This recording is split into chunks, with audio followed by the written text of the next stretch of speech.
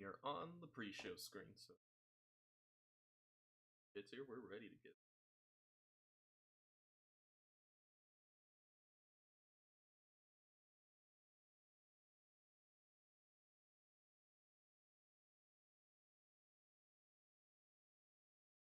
He responded about tonight, but I don't know about the time.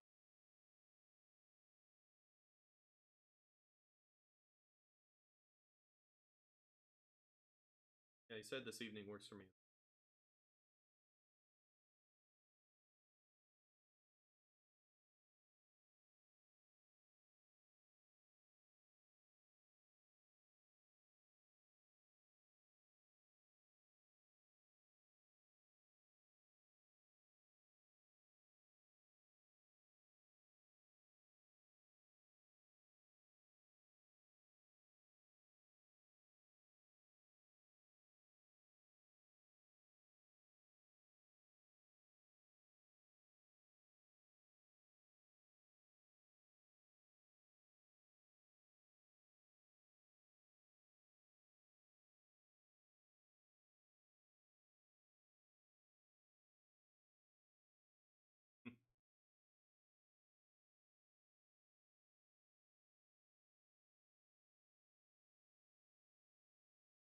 It can't be as bad as Europe.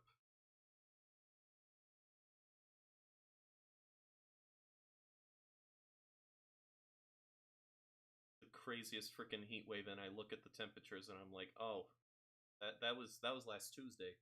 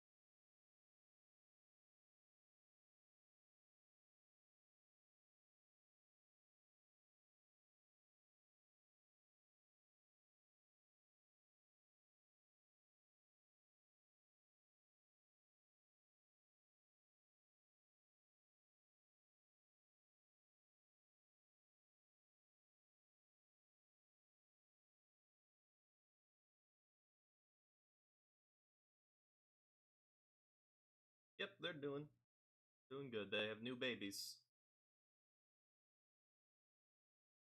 They are. They grow fast though because the last batch was it seems like they were about that big, and then one day they were flying all around the balcony, and then they were gone. Yeah.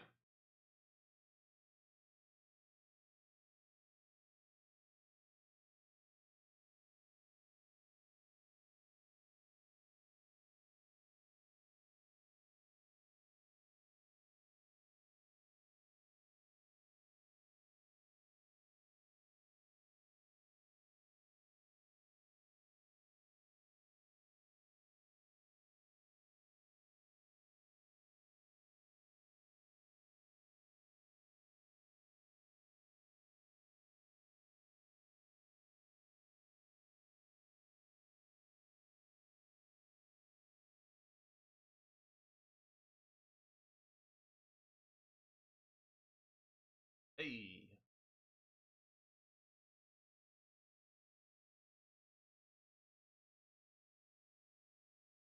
that's no problem.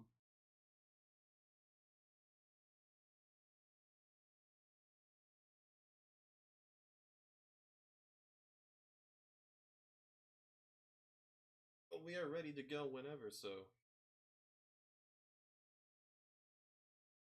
already.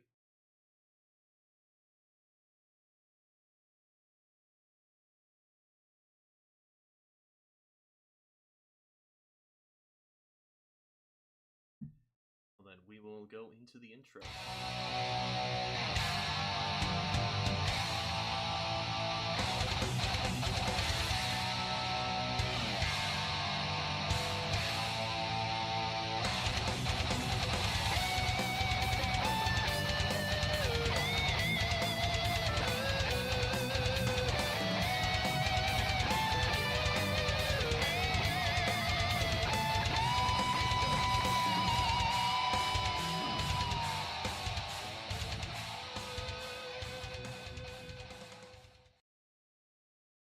True, we are low effort. And that's the first thing the audience hears from us. Oh boy. Oh boy, all one of them. Hey, we've got at least 2 bots. That's true. At Probably. least. Maybe. It's like occasionally my brother and then 2 bots. Yep. Well, welcome, my brother and Welcome, the 2 everyone. bots, to another episode of Talk the Plank.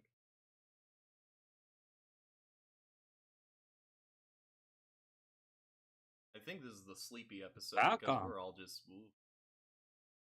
Very tired. It's very hot, and the Midwest does not believe in central air conditioning. It's very hot in here. That'll do it. I have to keep the feel bearded dragon tank in my room, so there's just a basking lamp constantly putting out heat. The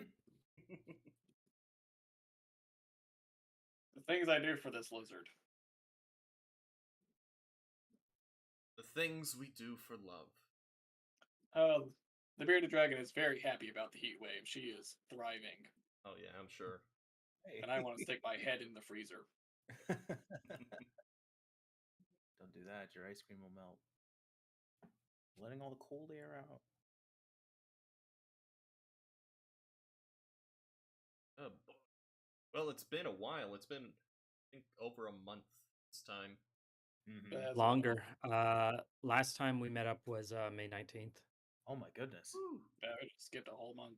Man, just forget the It month has of been- June. June, irrelevant anyway, honestly. Yeah, really. June doesn't count.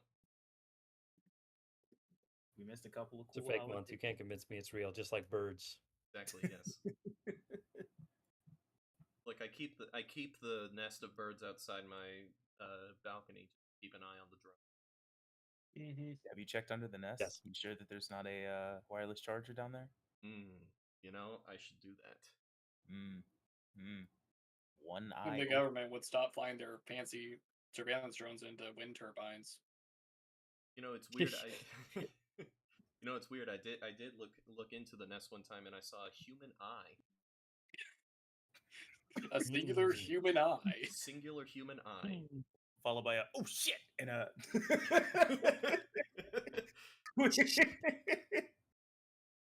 wow, suddenly the eggs. Whoa, they're back. Whoa, Crazy. the eggs are back. Whoa, there's new birds, new baby birds. Aren't they cute? Look at how cute the baby birds are. Listen, Mitchell, I am all for the US government doing their best Don Quixote impression though. Like, come on. This is just the modernized telling of when you think about it. Truly when you think about it.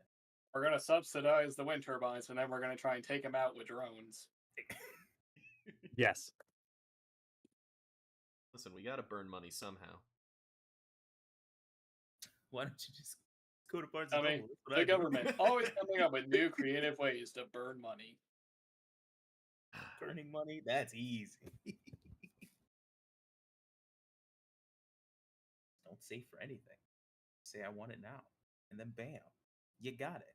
What was Right? What was that thing the Joker said? It's not about the money. It's about sliding down a big pile of cash like Scrooge McDuck.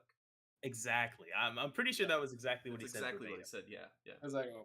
Who doesn't want a Scrooge McDuck in their large pile of money? I mean, That we all really. have.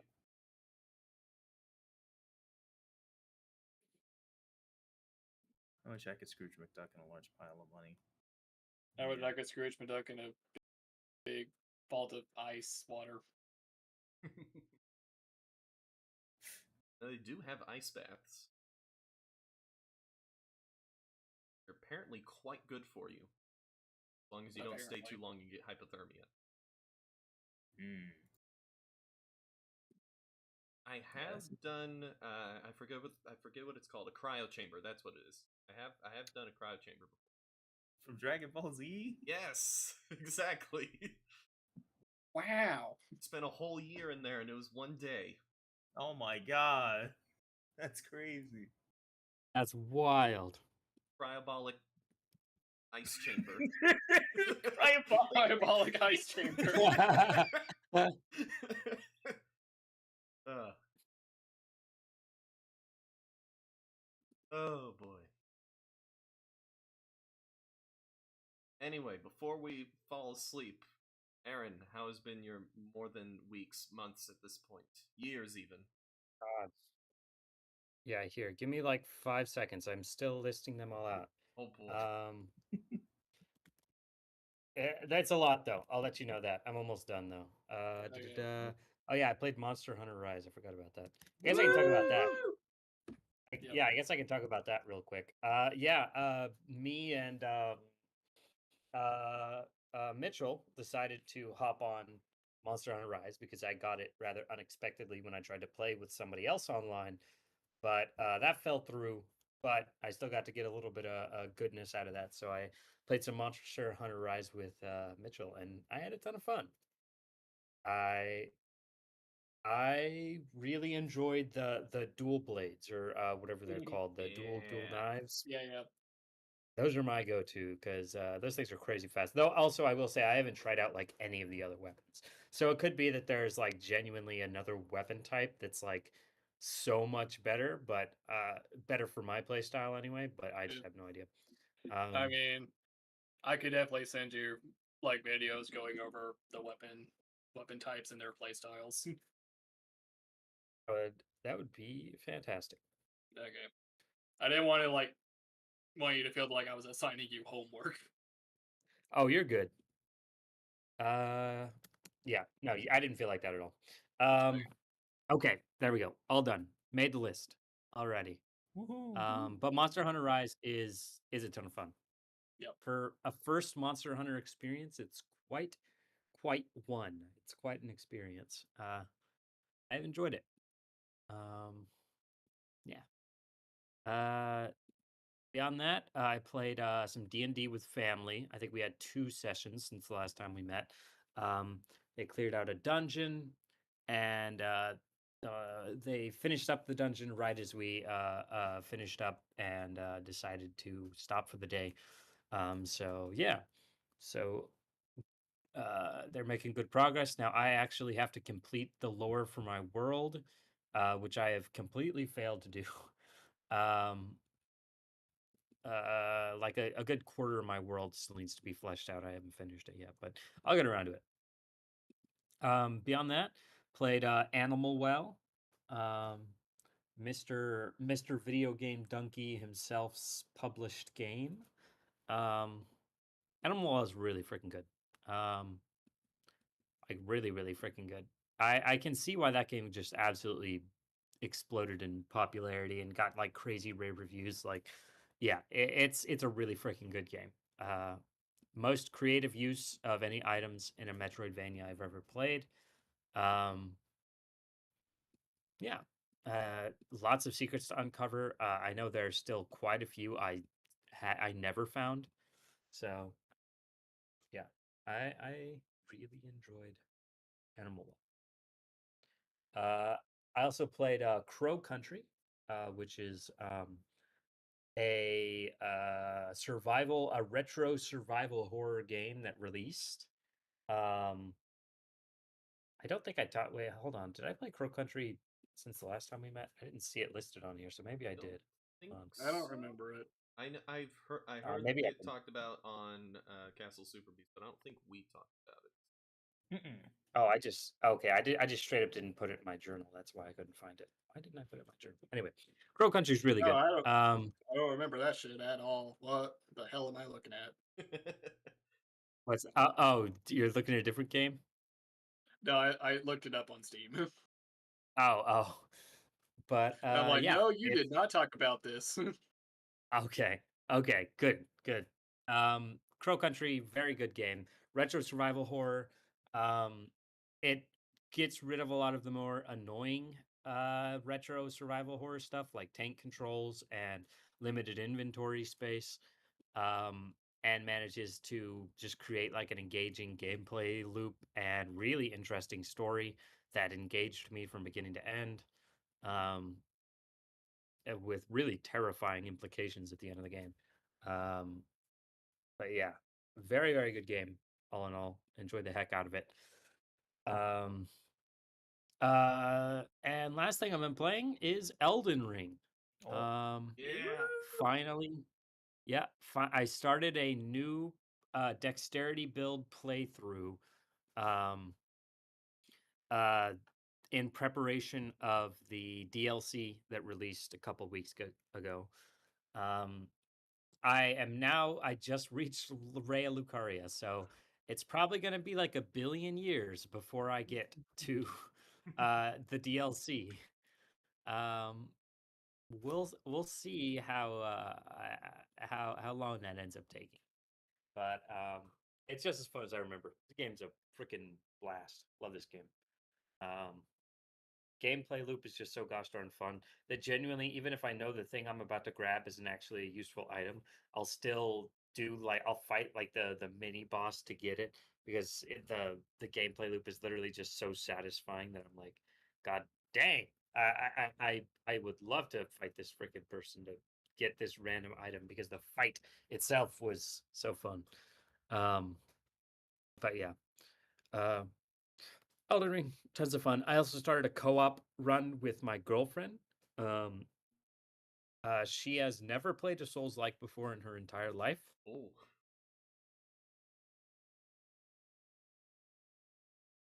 The deep end a little bit here with Elden Ring, but she appears to be enjoying herself so far.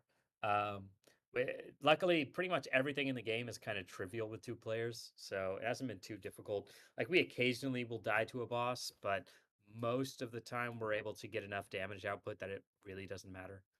Um, yeah, we're crushing it. Making steady progress. Uh, we we just reached the Weeping Peninsula to the south of the starting area. We're gonna go to the castle there and fight the boss, and it'll be a whole fun time. Um, but yeah, so Elden Ring, fun. I like it. Yippee! I hear it's a good Um, game. Very nice. yeah, Oh yeah. yeah. And I've heard the DLC is insanely difficult. It like in a very unfair way, very difficult. I would disagree. You would disagree, I okay? would disagree. They have Uh, patched it to make it much more manageable. They had to But patch it? yeah, They had to they patch did it. patch it. So real quick they tangent. had a balance patch. The way Yeah. the way the DLC works is they kind of mash together your damage. So if you're really over leveled, you're not going to be completely bouncing through the DLC. And if you're under leveled, you'll still be able to do it. And you upgrade your health. Effective defense and attack with items you find in the DLC, and you rank that up. So there's like a separate level Yeah. for the DLC. And they patched it so where the first levels give you a lot more than the later levels. Although I think the very last level gives you a big boost right at the end. So if Okay. you're really having trouble with the final boss, which yeah, that boss is no joke. You can if you get Yeah. all of the upgrades, then it'll help. Yeah, I totally get that. Yeah. I heard the balance patch did a lot, so I hope I can have a good time romping through it when I get there in 10 years. Yeah, same. I got a lot more Souls games to catch up on. I feel that. Onto what I watched. Fallout. Didn't finish it. Still haven't finished it. I don't even remember if I watched any since the last time we met up. I don't know. I'll probably finish it at some point, but I have no idea when. So I'm just gonna say, yeah, I I'm trucking along. Yeehaw. Um, Next, I saw the movie Hitman with Glenn Powell. Uh, Really good movie there. Um, Enjoyed the heck out of it. Glenn Powell was performing his heart out. Absolutely loved him. Um, I think he's like he's the next big Hollywood star. I can see him being in pretty much everything. But yeah, he was really good in Hitman. Next, I had my I think third, fourth, and fifth viewing of I Saw the TV Glow. I watched it for the fifth time. I think last Monday, or no, it was this Monday. This past Monday, I watched it for the fifth time. I watched it all with different groups. First time myself, second time girlfriend and friends, third time different group of friends, or third time with my family, fourth time different group of friends, and fifth time different group of friends as well. So I saw it with different people every single time I saw it, with me being the only constant. Yeah, that movie fucking slaps. I love that movie. I'm probably gonna watch it more than 5 times too. Um, Freaking love that movie. Next, watched Young Woman in the Sea, starring Daisy Ridley. Um, yeah, that was it's a really good movie. First off, let me say it's a fantastic movie. The trailers put me off from watching it, but I'm like, okay, it's getting pretty good reviews. I may as well go check it out, I guess.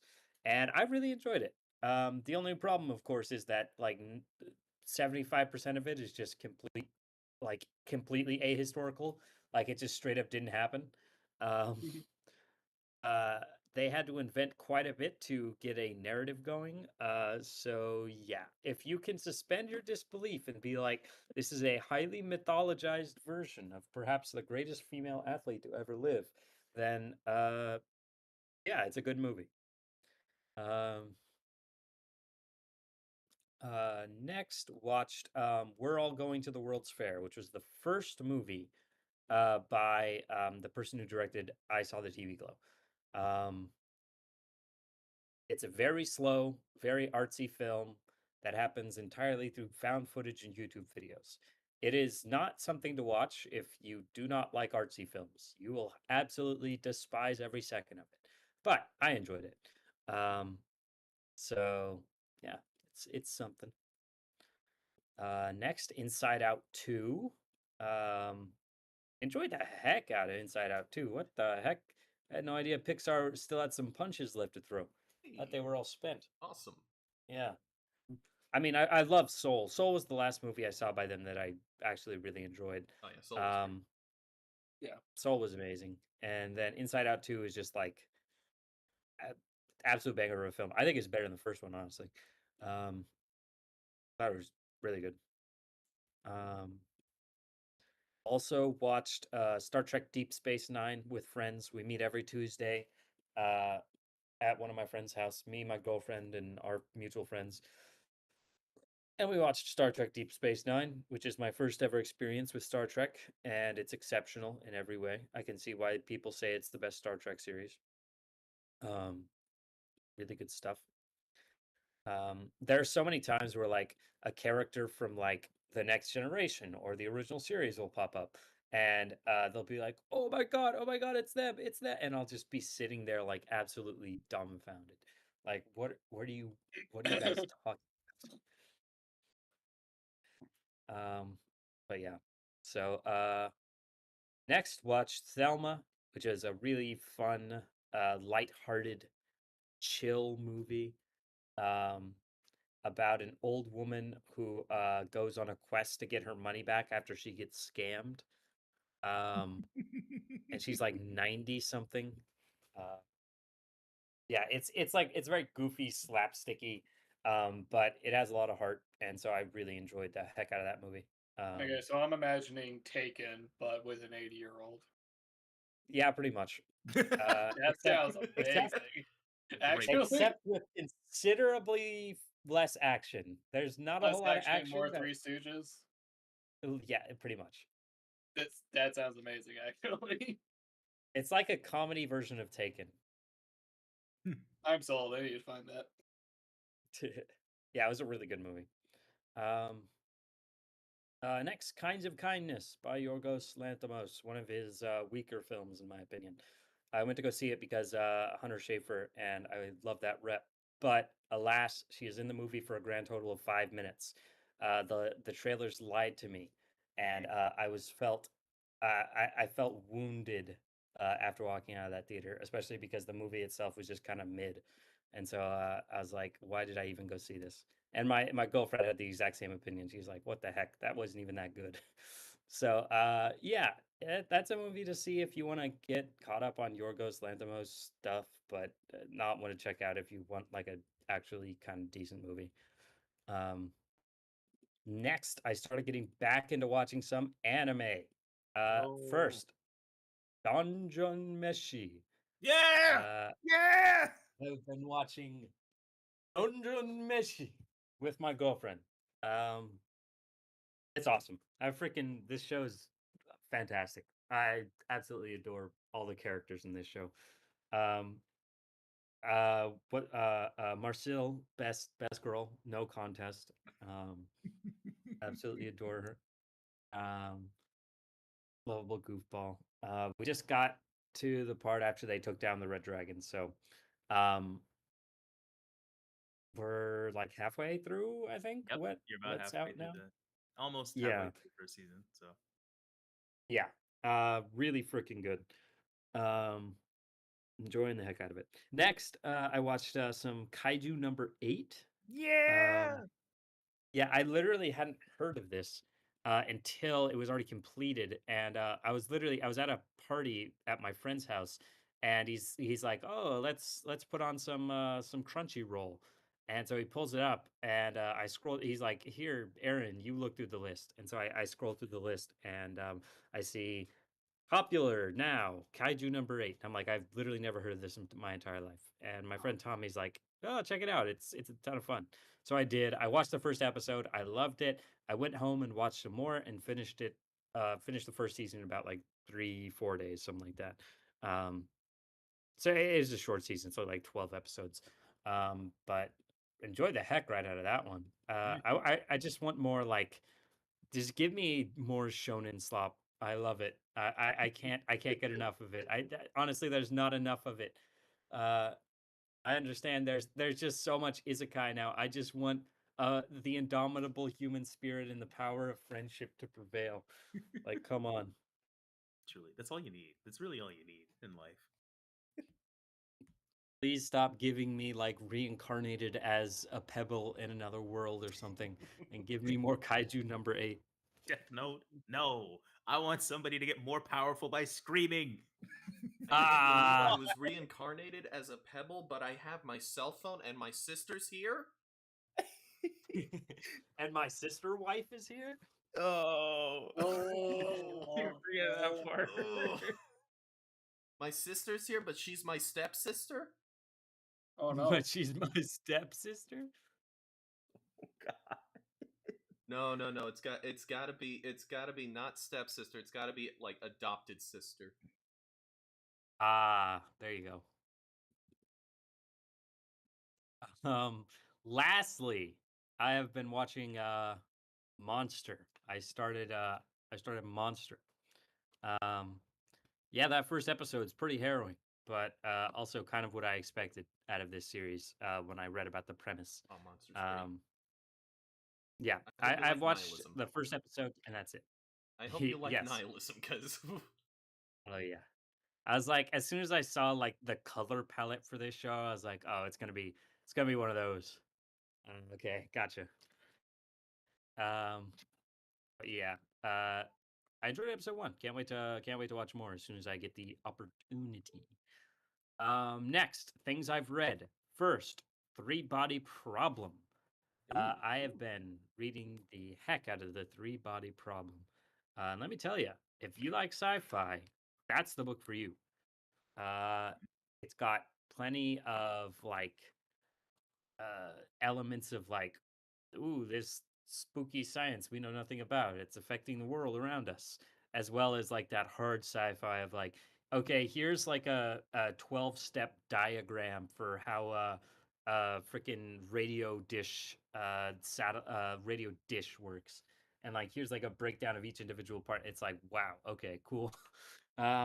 So yeah, I love Three Body Problem. It's an exceptional novel, and I'm nearing completion. It's not a terribly long novel. I'll probably start the second novel in the series after that,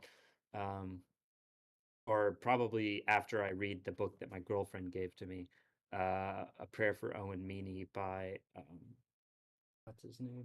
I forget. But yeah, so Three Body Problem is fire. Love it. Okay, what else? All right, look, y'all. Yep. I don't mean look, I don't mean to get political or anything, but Okay. Oh. June existed as a country, as a month. It did exist as far as I can tell. I believe measurements have been taken by who I don't know, by scientists probably, that confirm that the month of June did in fact exist.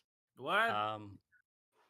Yes, I know, Believe that. unbelievable. That's Alright. great. But very close to my heart, it was also Pride Month, and because of that, I got to reading a lot of LGBT graphic novels. Nice. Now, I'll brush past these all very quickly because I know you guys probably aren't too interested in hearing about them. But I read quite a bit. First off, I read Welcome to St. Hell and Escape from St. Hell, which is about a transgender man's experience growing up in the UK and through the early 2000s. That was very good. Stone Fruit, about a woman and her transgender girlfriend who look out after the woman's niece.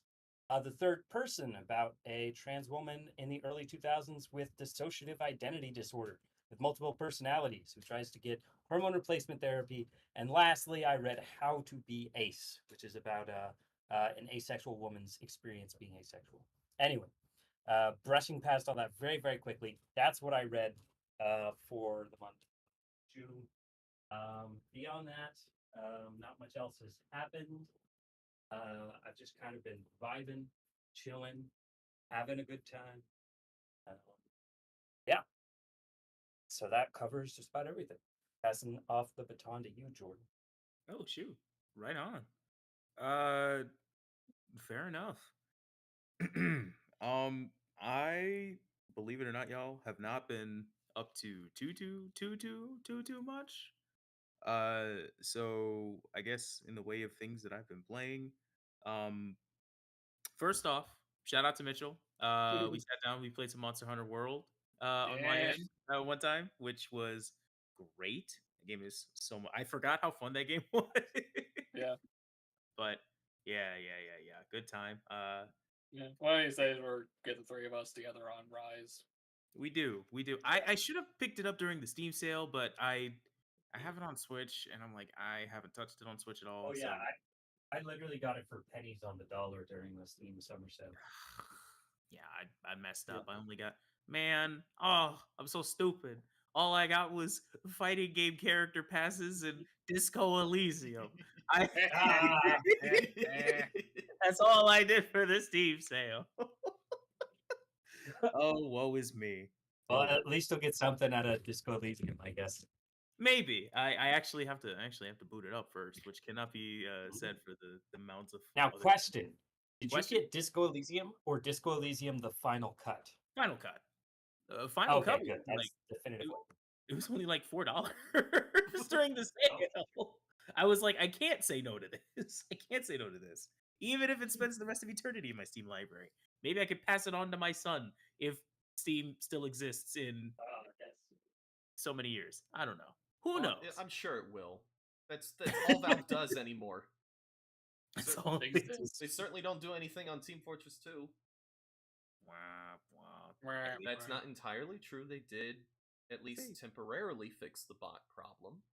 I was about to say, oh, they kept the server stable. They're super It stable. only took them like 3 years to It do did. something. It did. Well, but they had to contract out someone who made a bot, an anti-bot system for the game.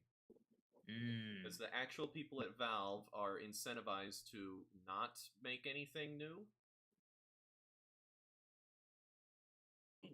Their whole system is like your bonuses are tied to how many sales you get. So and you can go to whatever team you want.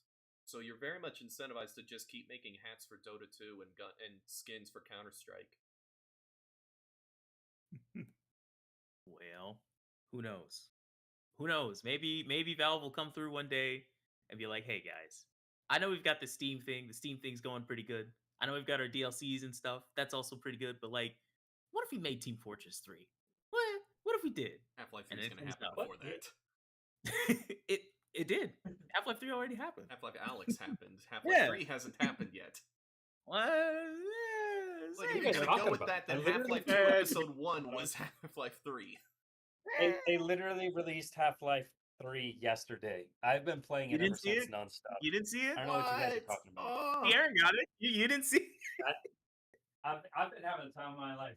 Oh my god. Guys, I have a I mean, confession. everything's Unity asset flip, but I'm sure that's fine. I did get this on the black market. Probably that might explain things. Totally Half-Life 3, guys. Definitely Please. Half-Life 3. $5 on the Steam store. I have a confession. I've never played Half-Life. This is just a podcast full of confessions, huh? I know. Dang. Don't worry, I haven't either. I plan to. I have most of them. I think. I don't know. Oh, you plan to? Yeah. Yeah. Listen. Most things I buy, whether they be books, movies, or video games, I fully intend to watch them or play them or read them. Will I ever get to some of them? Probably not, but I fully intend to. And it's the thought that counts. Truly. I can't rag on you too much. I'm the exact same way. You ever There- Yeah, there's Jordan, some- tell us about Xenoblade. Let me tell you about some games that I've been playing recently. Are any of them Xenoblade?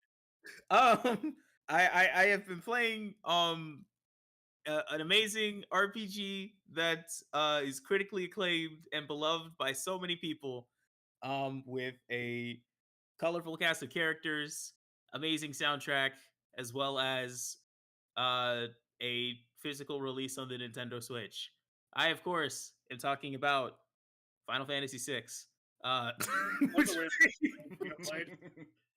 which I am, which I caught myself replaying last month. Gang, believe it or not, I know I've said that it's one of my favorite games of all time, but like, it's a good game. It's a good game. I like it. So good. Shout out to the Pixel remaster. Yeah, it is my comfort game, and I do it. What else? To talk about the summer sale.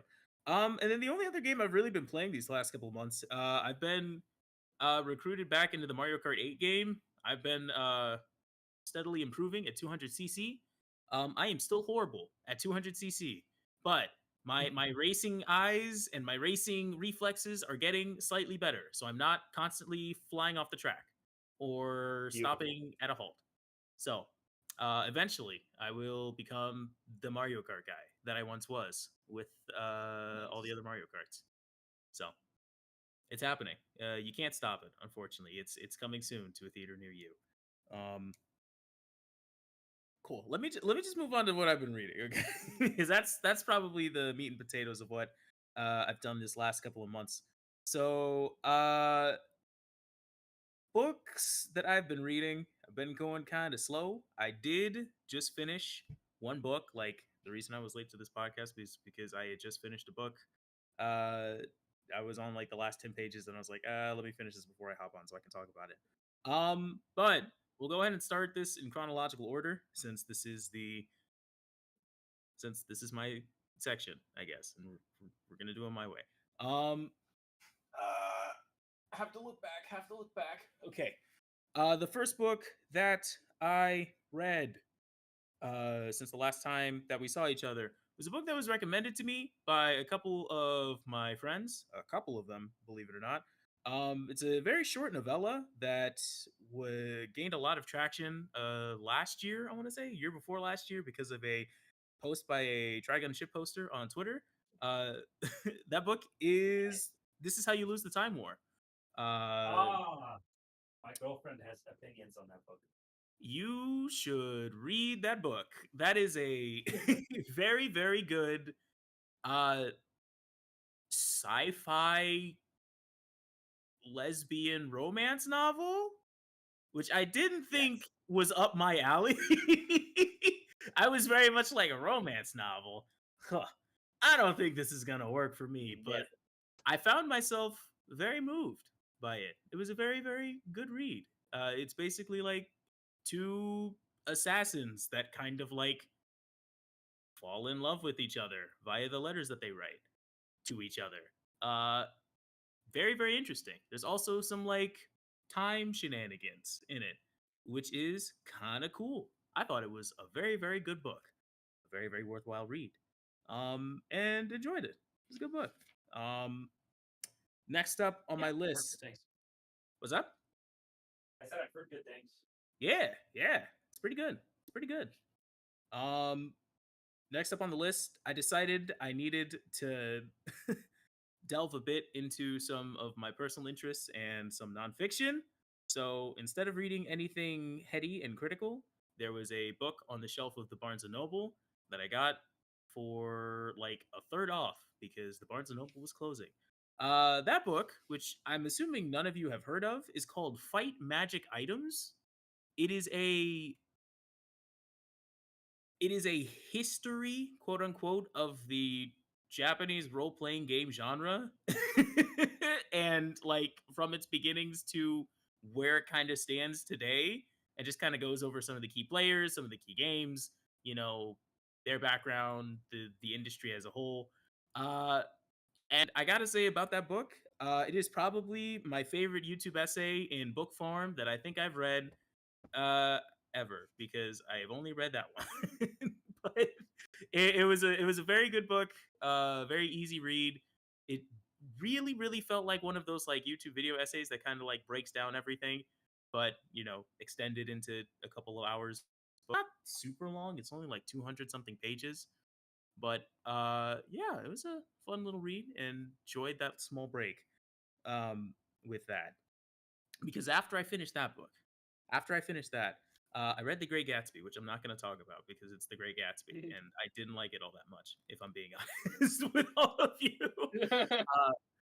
I know there's that clip from the Great Gatsby musical that's kind of become a meme now, that today's the day, but I'm not delving into The Great Gatsby. I don't like it. I don't like it all that much, because the book that I just finished, just a couple of minutes ago, in fact, was the third book in the super illustrious slash heady Dune series, Children of Dune. And folks, let me tell you something. Uh, huh, Mm, huh. mm. You know when people say, "Oh man, it's crazy how the first book is great and then it gets progressively worse." Mm-hmm. Yeah. Oh. Oh. Um, it wasn't bad by any means, and I think it had a lot of interesting ideas in it. I liked some of the things that happened in it, but it also this was also where there's a lot of like weird stuff that kind of creeped up in the book, with the whole like children of Dune aspect, which I was very much like, ew, this is not something that I really want to read about. I don't care that he thinks he's lived an eternity. This 9-year-old is not. This is a 9-year-old, please. Um, yeah, yeah. I'm happy I finished this portion of the Dune saga, this like trilogy of books, because apparently 1 through 3 is considered like a trilogy, and then 4 is kind of a standalone, and then 5 and 6 are supposed to be part of a trilogy, but then he died before he could finish the last one. So yeah, people often say not to read past 4. I think I'm good. I think I'm good. I understand. I see what they mean. I will take this book, and I'm happy for some of the things because I said this about Messiah, and I feel like I can say this about Children as well. Really makes me appreciate the first book a lot more. Really makes me appreciate how like well thought out in a lot of places, as well as how not like weird, but like weird in kind of like a okay, this is still kind of cool way. You feel me? So interesting ideas, and then Frank goes on rambling tangents as well, which also sometimes the book gets a bit incomprehensible, which I know is the case when they're like dripping on the spice and everything, but like it was okay. It was all right. I definitely think the question is I don't know if I like this more than Messiah or not. I think Messiah gets the edge for me personally, simply because Messiah is much shorter. It's about 100. It's like 200 pages shorter than like 100, 200 pages shorter than Children of Dune, which I think really helps it because even though Messiah was also filled with some kind of weird stuff, it was like 280 pages, 250 pages. So I was, cool with that. But for almost 500 pages of Children of Dune, that middle section really took a dip. I tell you what. But yeah, it was interesting seeing all the like political politicking, the weird kind of like spice stuff. We get hints of what comes in book 4. So yeah, I'm gonna look up a summary of the series and be done with the Dune series. That'll be my last foray into Dune. Thank you, Frank. But I'm good. Thank you. Thank you. This seems really harsh, but I really did enjoy the book.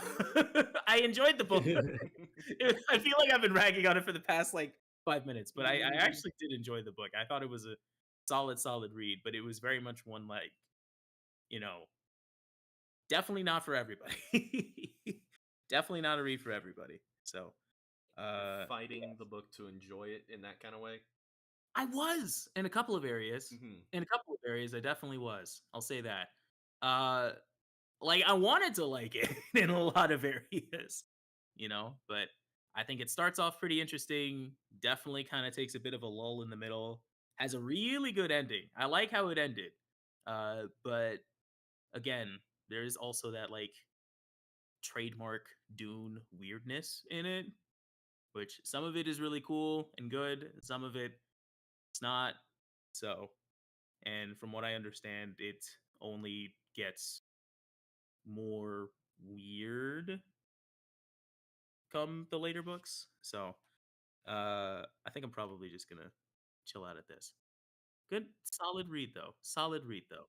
If you do read the series, uh, it's like a warning post, in water. Like, hey, this is the edge of the like, this is the edge of the shallows. It only gets deeper from here. So, if that was probably this book personified, or I guess not personified, but you get what I mean. You get what I mean. So, yeah. So that's everything that I've been reading thus far. I believe it or not, I sat down in front of my TV and watched some shows. I know, crazy. I never do that, but a couple of the shows that I did watch, like Aaron mentioned earlier, finished up the first season of Dungeon Meshi. Really good Yeah. show. Shout out to Dungeon Meshi. I So really liked freaking it. I'm gonna catch a bit of heresy from you, Aaron, but I watched the dub and I really like the dub. Honestly, I thought the dub was very good. I thought everybody did a great job in it. Yeah. So it's a good show. I really like it when they stop the deep lore dumps in order to cook monsters. Easily my favorite part. I love that shit so much. Amazing. I freaking love it. Oh, it's so good. It's so good. I'm never not ready. It's so good. Okay, and then late last month we finally got season 3 of The Bear.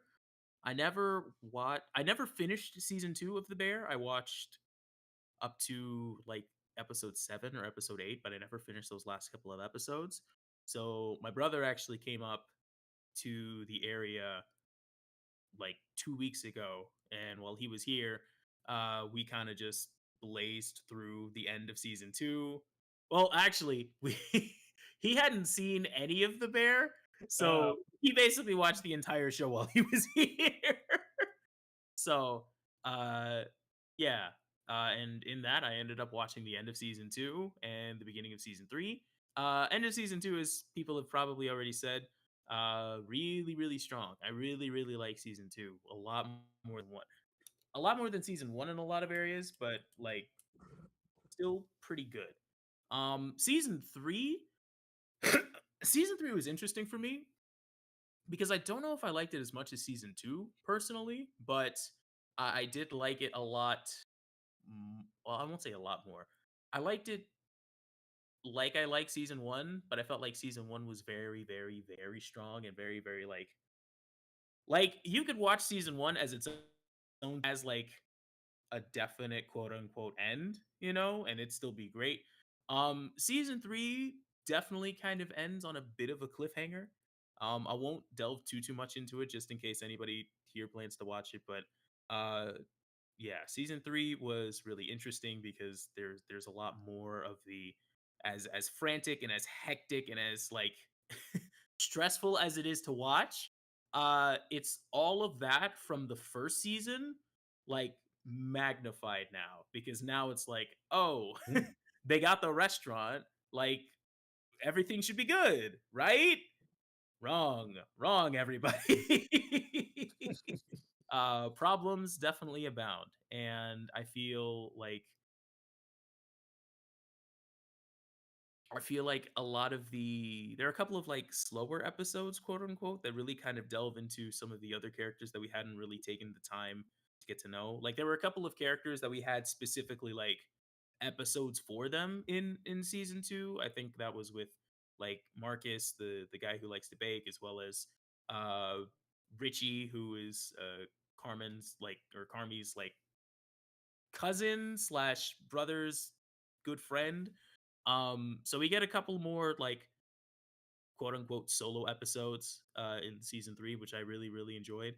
Um yeah, and there's a interesting like conflict of interest between a couple of the characters, as well as uh this season made me not like Carmi, which I know I know I was kind of rooting for him in seasons 1 and 2, but like in season 3, just the way that he handles some of the stuff makes me kind of like, "Ooh, this guy, I don't know." So it'll be interesting to see how like the threads that they kind of have tied in season 3 resolve themselves in the eventual season 4.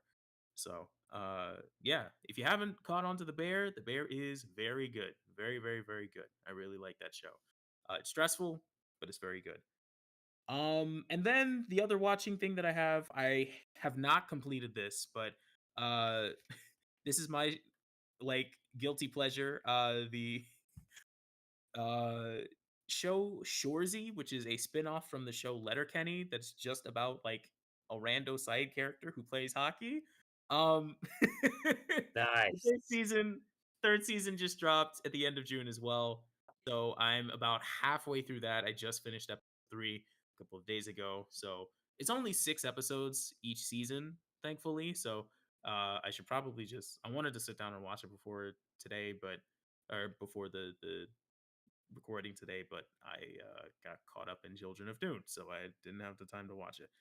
But yeah, it's a guilty pleasure show. It's crass. It's funny. It's got weird hockey isms that are kind of that are really, really funny. So yeah, the season should pan out. Hopefully they win this like shit league tournament that they're in. So yeah, that's what I'm kind of hoping for. So yeah, that's pretty much everything that I've been watching, at least that I would like to talk about. From there, listening, folks. can I just say, if you scroll to the general chat and scroll down, you'll see that I finished mids. Mhm. Mids 3 ended, and I Mhm. gotta say, gang, Mhm. is probably the best thing Critical Role's put out in like the last couple of years. That show, that show is so good. It is so good. Perfectly like utilizes the podcast medium. Had me feels that last season. I feel like they put a nice little. They wrap things up very nicely at the end of Midst, which apparently, like the first couple of seasons were for the most part like improvise, which insanity, absolute buffoonery. How the hell did they do that? They they managed to wrap things up this season so well, so well. A lot of great emotional moments in season 3, and a lot of just ugh, such good storytelling on their parts. Amazing world building. Everything about Midst is great, and it pisses me off that more people aren't listening to it because it's so good. It's so good. Please listen to it. I beg of you. I beg of you. I will be Mid's strongest stand if nobody else will be. I'll take that burden myself. It is very good. I was just waiting for them to wrap it up so I could binge it all. Yeah. Yeah, I can do that now. You can now. All 3 You seasons. can. All 3. All there. And I don't even apparently think the episodes are that long. You can binge it pretty quick. I binged it like the first 2 seasons in like 2 weeks. Yeah, I think the first season, the episodes start at like 15-ish minutes, but like in the later seasons, they get to be like 30 minutes with the occasional like couple of episodes that are an hour. So, yeah, you can if you're doing something else, you can blaze through mids pretty quickly, pretty quickly. But yeah, really good audio drama. I feel like more people should give it a listen. It's very good. And I think there's a Very follow-up. good surreal space western. There's some jaw-dropping moments in that last season. You finished the whole season. You finished the whole season, right? No. I No? finished season 1 and 2. Oh, I won't say anything about season 3. I I won't won't say anything say about season 3. Okay.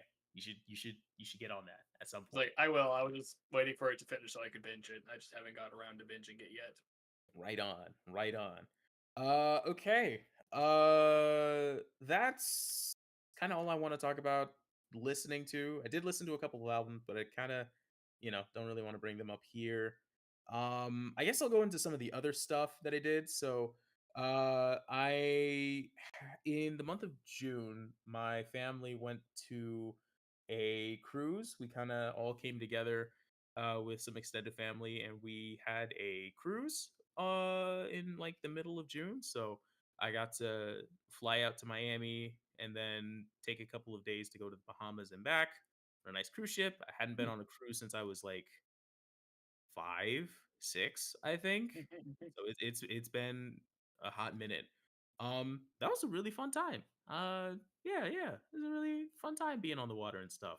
So it was a good time. I got to hang out with some family as well as I think we went to like one of the cruise ship islands that they had. They have like their own personal islands that the company owns that they have people work, and then they kind of went to like the capital of the Bahamas. They went to Nassau, the capital of the Bahamas, for that next day, and then they just kind of came back. It was just a weekend cruise, but yeah, it was a good fun time. I could kind of kick my feet back up. I took some great pictures out there. Got to spend some time with some family, which was great since it was probably not going to be back in the area for a while, but yeah, it was a good time. I tell you what though, it was really hectic getting out there to Miami because I had a connection in Chicago, but the day before we were supposed to like disembark on the cruise, Miami was going through some pretty rough storms at the time.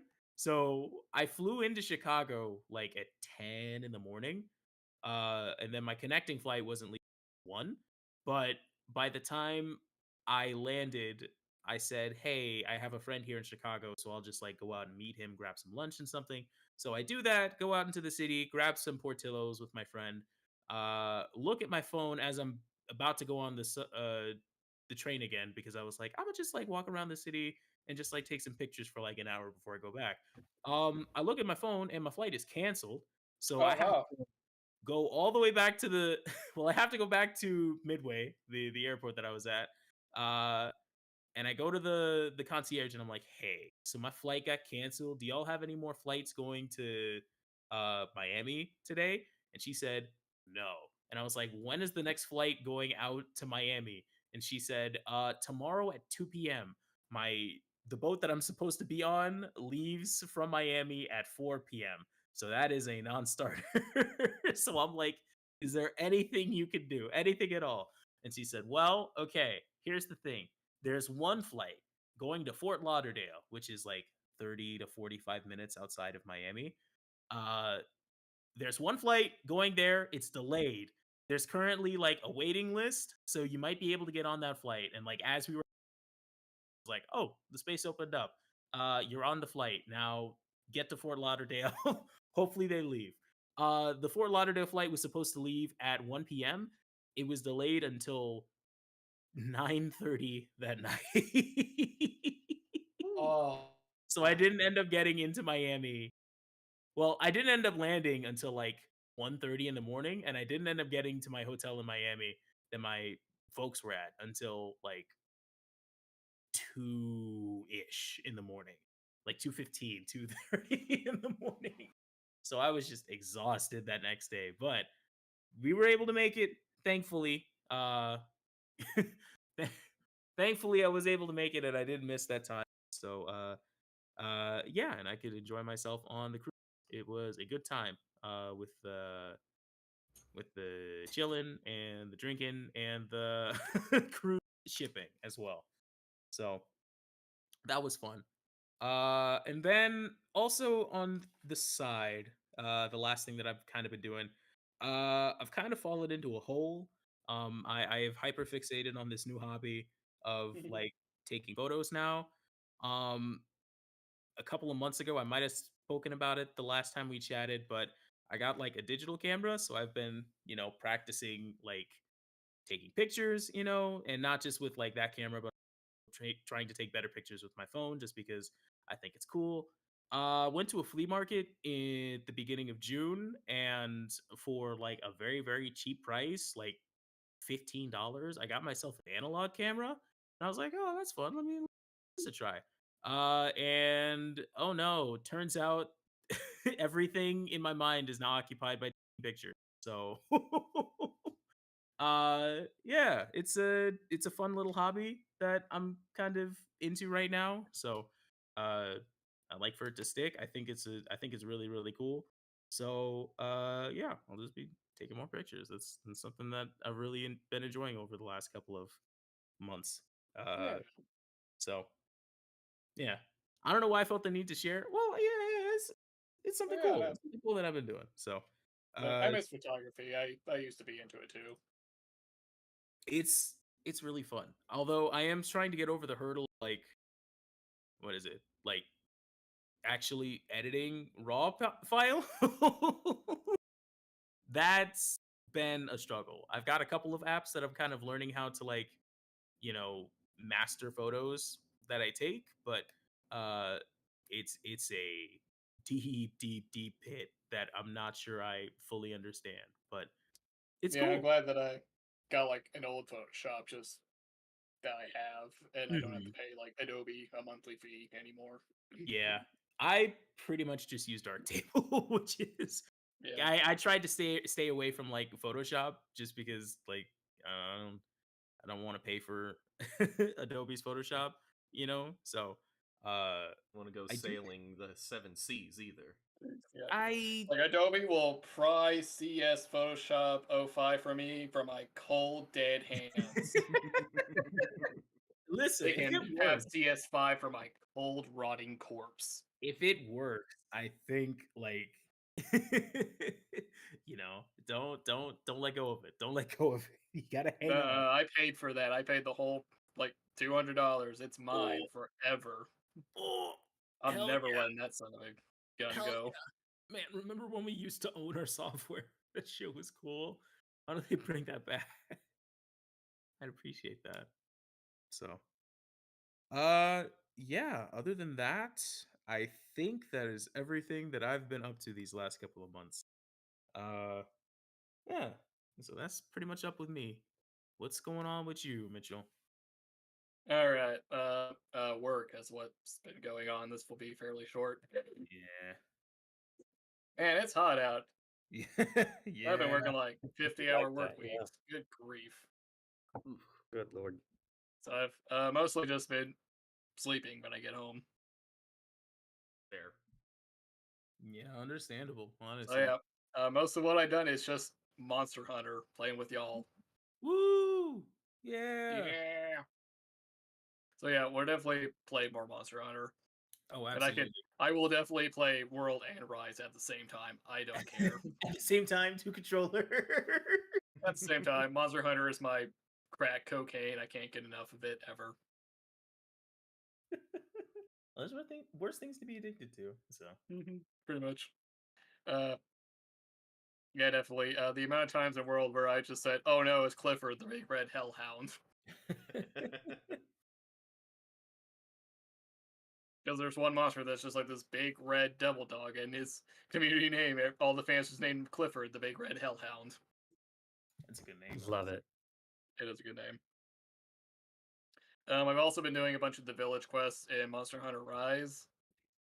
Do y'all remember in like Assassin's Creed Revelations that weird tower defense thing that they had for Yes, like I one mission, do. and then you never touch it ever again? Except to get a trophy. I Yes. can't say I do.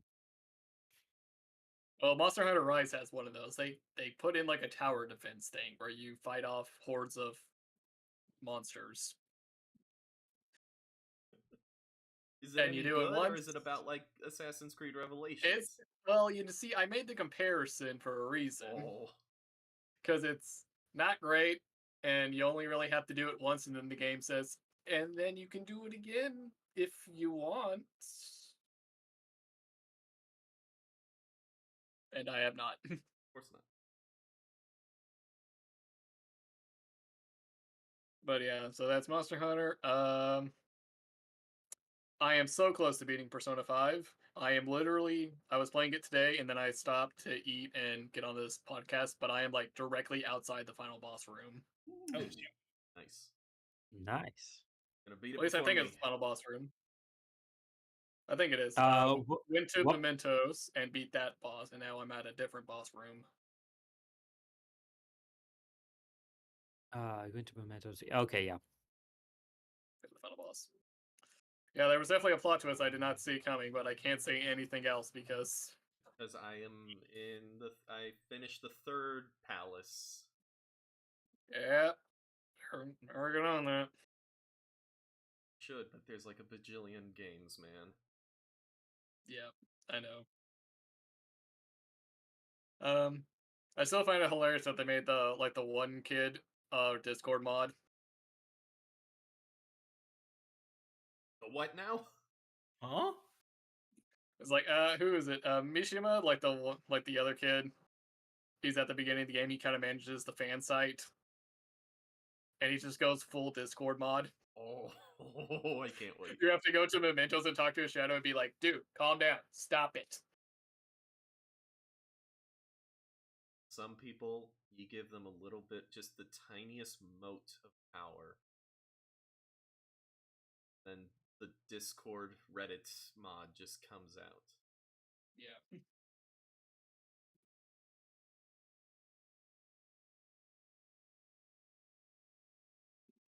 Let's see. What boss was it that was trying to? It was like the last palace boss kept trying to use Heat Riser to buff himself, but fortunately I had like the skill that just negates all enemy buffs, so I'm just like, and waste a turn, and waste another turn. Stop trying to buff yourself. Stop it. And it made the boss fight really easy because he wasted every turn trying to buff himself.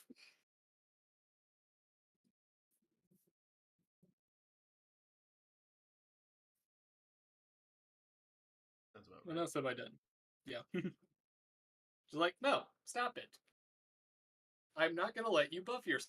I'm not gonna let you one-shot my team. Get out of here. And then he just keeps wasting his turns buffing himself again. So I was like, oh, sweet. I don't have to worry about taking damage. But let's see. The only other thing I've listened to is that I listened to Edge Dancer, the like Hey. the short novel in Oh, between nice. about Lyft. What's with the creepy ass bug people? What worry the about it. fuck? Don't worry He about said we. He said it. we. Don't worry about it. There's more than one. Yeah. I'm sure it'll be fine. I It's okay. am like, I am going to be side eyeing every time a Kremling is mentioned in that series now. I was like going through my mind to be like, but they show up so often. They're everywhere. They know everything. Yeah, it's fine. What's with the weird bug people? Probably nothing. Probably no. Oh yeah, Brandon just likes to throw in details for no reason whatsoever, and definitely don't lead them up to any payoff or Yeah, anything. yeah, it's probably nothing. Never. It's a bad Literally habit of never. his. Hardly ever, never. So that's gonna give me nightmares. But yeah, I was wondering what they were gonna do with the Justice guy, but like, that's gonna be interesting going forward. And let's see. Mm. I have been watching a little bit of anime just because I've been too tired to play games a lot of the times. Just like a little bit more like Spy Family and stuff. Hey. Right I did Nice. not watch Delicious in Dungeon. No. Rip. That's I fair. did You get an F, I- failing grade. okay, that's fine. I don't care. I wanted something stupid that I could just watch and not have my brain on. So I watched MASH, Magic, and Muscles. Yeah. Oh, there we go. My So friend it's is obsessed with that show. it's pretty good. It's decent. Very Mob Psycho 100, except everyone else can use magic and the one dude can't, so he just punches them really hard. It's a good bit. It's And a makes really it good look bit. like Really magic. good bit. It's like, oh no, MASH is playing legally distinct Quidditch. How can he fly without magic? What if he just kicks his legs really, really, really fast? Makes him look like he's flying. Oh. So yeah, I just got through like both seasons. It's pretty good. Kinda hope that they make another season so I can figure out what happens now that the story finally got going.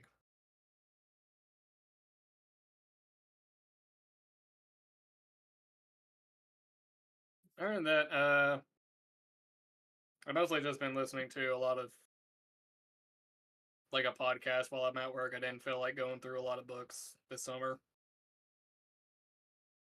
I've mostly been listening to crime and like Small Town Murder, which just does a podcast where they go over murders from small towns, which is interesting since I work in so many small towns. Since I work and live in so many small towns, it's always fun. Where it's like, oh, I've been there before. Huh. Oh, I go through that town. You ever go through the towns and you're like, oh, that's where this happened. It's like, oh yeah, this is the town where the one woman was murdering her husbands for insurance money.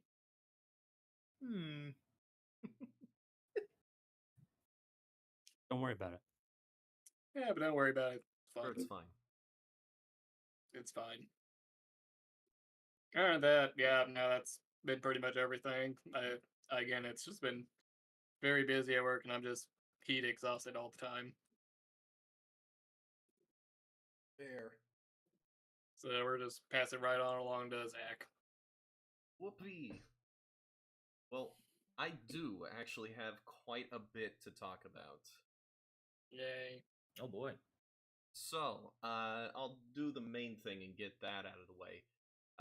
I'll do the two big life events and bookend the whole thing with that. So, first thing, first big life event is I had that finally did the work trip, the DC and New York trip. with the Hey! middle schoolers. Oh yeah. That was a good trip. I wouldn't say it was a vacation because it wasn't. It was work. Freaking having to chaperone a bunch of children. Yep, Wrangler. Yep.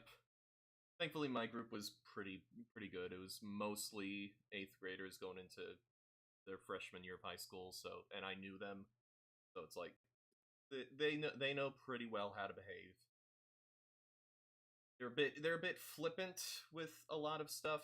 They don't really get or see the importance of a lot of what we were looking at in DC or appreciate a lot of the experiences, but they're in middle school, so you know, it's understandable. They're just happy to be out with their friends. Then I had 2 7th graders. One of them stuck with her mom basically the whole time. The other one would kind of go off with some of the other 7th graders, and it wasn't the bad group of 7th graders. There was one group of 7th graders that was just the worst. And we had a ton of problems with them the whole time.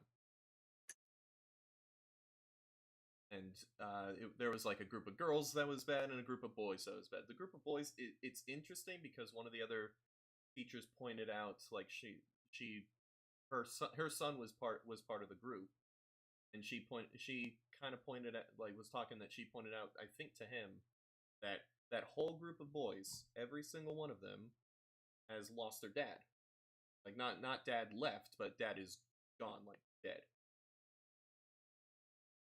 Some of them, it was like in really really tragic like accidents and everything, not just cancer. So they grouped together, but unfortunately they caused trouble.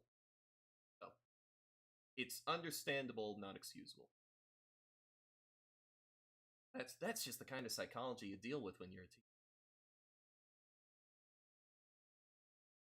As for the trip itself, DC is awesome. DC's such a cool city.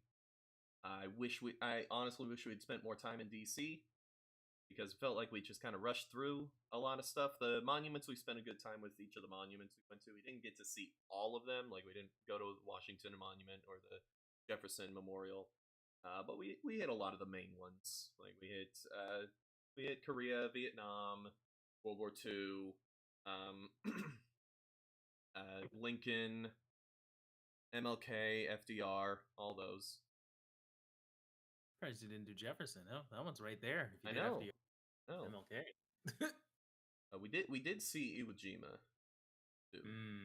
We saw that one going out. That was one of the last ones we saw before we drove all the way to New York. Museums, we had a little bit of time on the first day to go to 2 different Smithsonian's. One was the American History Museum, and the other was the Natural History Museum. Yep.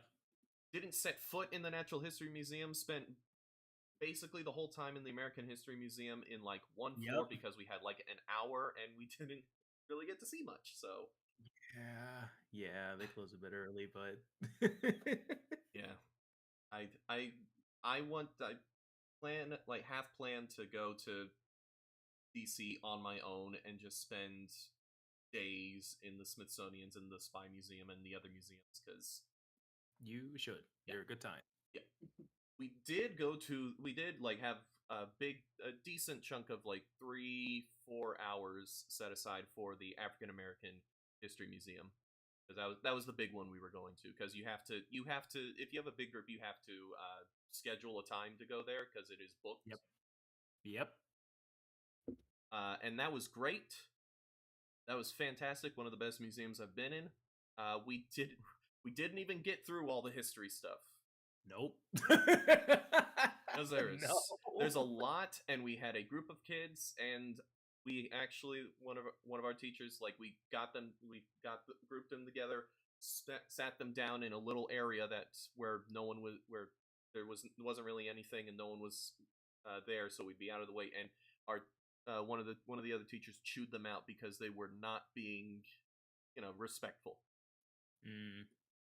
Like, one of the museum staff actually like was getting onto them and everything. So yeah. No, the staff gets onto you. That's how you. Yeah, it was bad, and it was, from my understanding, mostly the 6th and 7th graders. The 8th graders, at at worst, they just weren't very appreciative. Mhm. But the museum itself was fantastic. And the Emmett Till Memorial in particular was incredible. Like that. I think people built up how much of a tearjerker it was too much for me because I went in with like Holocaust Museum expectations, and it's heavy, but it's not that, except for the Emmett Till Memorial. Yeah. I mean, yeah. It's definitely not. It's definitely not Holocaust Museum Memorial heavy, but it's still pretty heavy. Yeah. It's Absolutely, at it's least heavy. in that bottom area. Yeah. The bottom area and the Emmett Till Memorial were the heaviest parts. Hmm.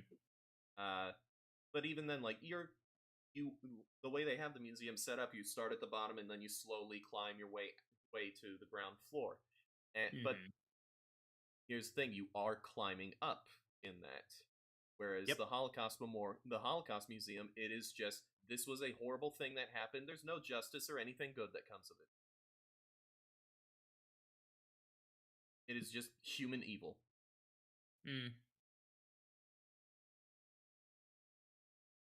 So yeah, but yeah, great museum. I want to go back to actually see more of it because, like, at the very, very end, our principal and a few other and my group and I think maybe one other just decided, all right, let's just go up and see the top floor because like some pop history stuff there. Yeah. We're just not getting anywhere with the history because a lot of the kids are just checked out completely. Sucks. But yeah, that was good. We went to Mount Vernon. Mount Vernon's awesome. I love Mount Vernon. I want to go back there one day and just hike some of the trails. I couldn't do that because all the kids were complaining about how hot it was. It was, but you know, I don't mind. I live in Texas. Now let's see, what else did we do in DC? So hot out here, though. I'll tell you what. We did a Capitol tour. That's always fun. We saw the White House? Didn't go into the White House. Tell you what, both are a little underwhelming going into them. Were you a bit underwhelmed at the Capitol tour? I gotta ask. I like it because of the art pieces there. It's about what I expected, but the biggest problem was it was crowded that day. Yeah. It was so crowded. I remember when we went on our 8th grade trip, it was like that room where they used to have the Congress meetings, and they were able to demonstrate the points where you talk on one side of the room and then you hear them perfectly on the other side of the room, the echo points or whatever they're called. There was just too many people. You couldn't do anything with that. Oh, that was a bit disappointing. And then White House, I've never been in the White House, but if I do go some other time, I have a friend who is a former Secret Service agent, and he kept telling me like I can get you a tour. So I might take him up on that if and when I go back to DC. You might be able to hook you up with the good tour. Yeah, the good tour. Yeah, the tour that they advertise on the site that you gotta wait months for. It's not the worst. You see the important rooms, but like it's very much just kind of like a walkthrough. Yeah. Yeah, not too much. There are a couple of nice pieces, but like I I'm a big fan of American history, so I would appreciate it. But yeah, if I can get the better tour, I'll take it. Fair enough. Let's see, what else was there? Let's see, I don't think there was really that much more. We spent 2.5 days there, and then we drove all the way to New York on the buses. And we saw some stuff in New York. And, went to the Edge. Is one of the skyscrapers has a little area called the Edge, and you can walk out on it, and then there's a section where it's glass floor, and you can look down and everything, and you can see all the big sites. You can see the new World Trade Center. You can see the Rockefeller Center, the Empire State Building, all that stuff. By the way, did you know the New World Trade Center is 1776 feet tall? I did not know that. It is, which Good is to know. great. And then we went to a couple of the historical sites. Saw Saint something Cathedral, which was beautiful. Love cathedrals. What else was there? Went to Times Square. Times Square is crowded. Yep. Tour strap. Oh yeah. Did you see Elmo in Times Square? Did not see Elmo in Did you- Times Square. Let's go. Did see a Oh, bunch of yeah. Did see a bunch of ladies with just, I think, only body paint on, Yeah. Yeah. which was there when I went like close to 15 years ago. So nothing's changed. Let me see. What else was there? Oh, we went to Ellis Island and the Statue of Liberty. We didn't go into the Statue of Liberty. We just spent a little bit of time on the island. But Ellis Island was really cool. I would actually go back to Ellis Island because there's this whole cool museum that has a really neat audio tour. That every exhibit has a little bit that'll tell you everything, and it has like interviews from people who came into Ellis Island and everything. So it's really cool. And we had to cut it short because we had to go on to the next thing. Yeah. Our last day there, we went to the Rockefeller Center. We went to. I got something from the Nintendo store. I took my group to the Nintendo store because I was like, all right, I want to go to the Nintendo store. Anybody not want to go? Okay, most of you want to go. Awesome, let's go. Had to go to it. Yep. Had to. I got a Zelda mug. Oh, nice. Very good. I was sad when I went there 2 years ago because the Cold War, or Gulf War Game Boy is no longer. I know. I was sad to see it there. Not see it there. Oh, paint me. Instead, we got Splatoon statues. There was a Zelda. There was a Tears of the Kingdom statue there. Okay. Well. And they had a display of all of Nintendo's consoles. Oh yeah. And it even had like little Nintendo cards that they made before they made the NES. That was cool. Yeah. We went to Chinatown. Chinatown was honestly miserable. It's just crowded. There's people hawking fake iPhones and fake AirPods to you left and right. Went to Little Italy. I am surprised that Little Italy is still holding on. Because it's about it was shrinking when I went, and it's about the same size. But the tour guide who took us to Little Italy took us to the oldest cannoli place in Little Italy. So I got some cannoli, a regular cannoli, and I got a chocolate dipped cannoli, which was just the pastry part is dipped in chocolate, and then it's still got the cream filling. And man, let me tell you, that was delicious. That was so good. Cannoli itself is okay, but that was delicious.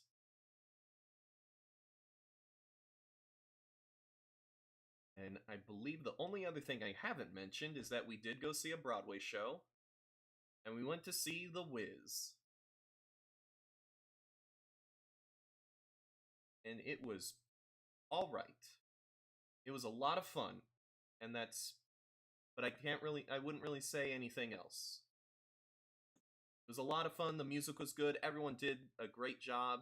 There was some pretty good choreography in there. But as a show, it's a spoof of Wizard of Oz. So it never takes itself seriously. So that's fun, but it doesn't have the heart of Wizard of Oz. And I did realize something as I was watching it. We got to the second song, and I realized I've seen shows just as good, if not better, than this from touring productions and local professional production. and then all of a sudden the veneer of Broadway died. Yeah. Uh, You suddenly realize that it's all theater. It's all Your suspicion of Yep. disbelief has been. Mhm. It now I no longer need to see a Broadway show unless it's like a specific show.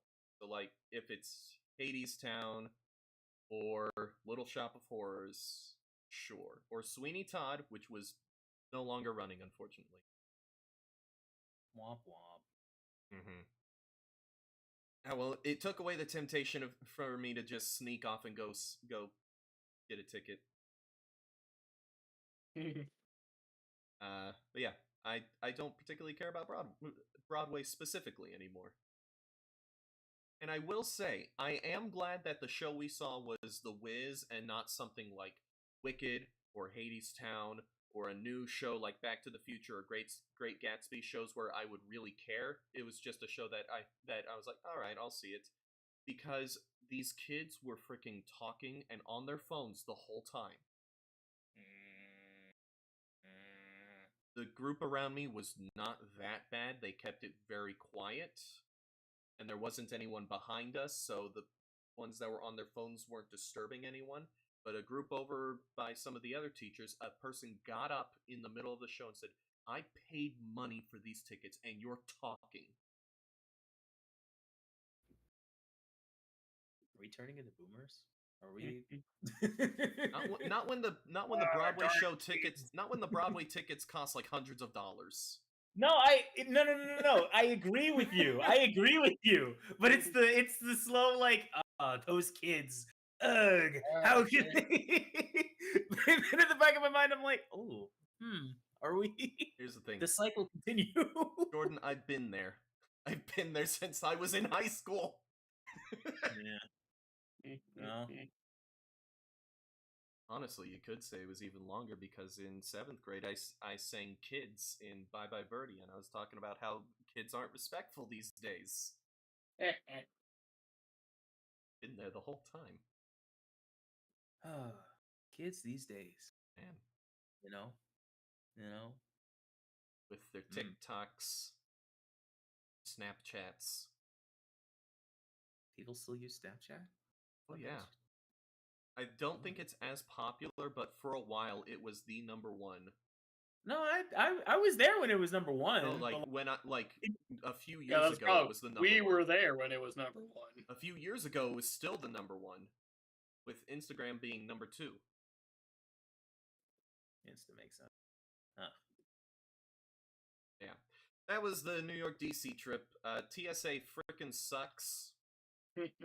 Just want to say that. Also want to point out that the two worst things about TSA, the no liquids rule and the take off your shoes rule, there's never been a liquid bomb. It's only theoretical. And the shoe bomber happened in Europe, and he wasn't successful, and it was only a one-time thing, and yet we all have to take our shoes off.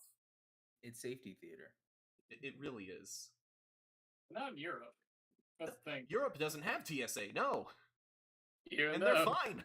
Even though it happened in Europe, you don't have to take your shoes off in Europe. Mm-hmm. That's the real kicker.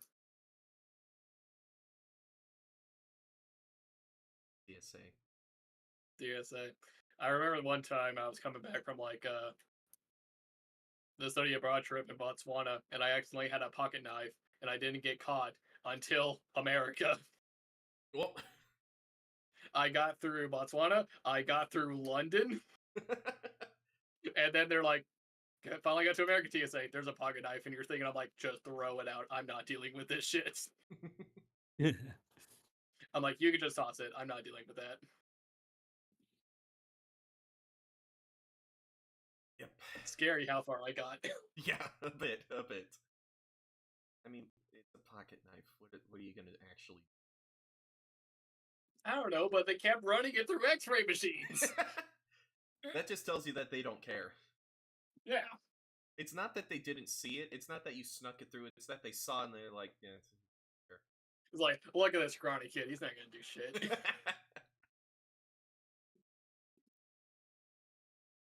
Yeah, that was the New York DC trip. I was exhausted when I got home because, oh boy, that was not a vacation. It was work. And then a few days later, I had to wake up early and take my brother to the airport because he went to Ohio for fencing nationals. Oh shoot! Yeah, first year fencing, and he went to nationals. Did he win?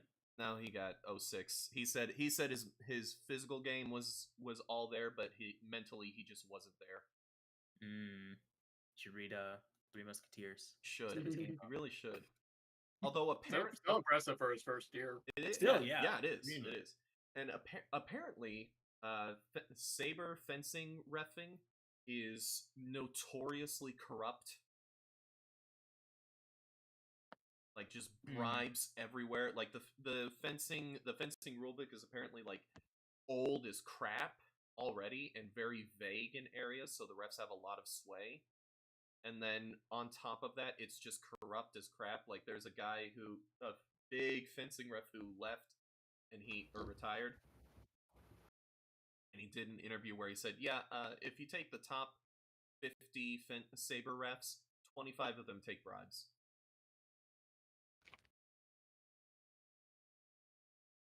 So that's fun. And like it's to the point where it's like, hey, this one Russian fencer gets better scores from this specific ref. You can track it. For saber fencing, Yes, saber fencing. this seems a little niche for. I mean, it's the rich man's sport. That true. Although apparently Korea is really into fencing. Or at least they're really big in fencing. Oh man, I should have had my brother send me some of the team names they had for the team events in fencing, because they could come up with whatever names they wanted, and there were some stupid names. There was one like the Skibbity Ohio Rizzlers was the team name. Nice. Get the fuck out! No. Yes, at I- nationals. Yes, baby. At Ohio. national. That's my team right there, baby. Where's the merch line? Are we getting Ohio Skibidi Rizzlers fencing Can I- team shirt? Sure. Can I get like a jersey that says that?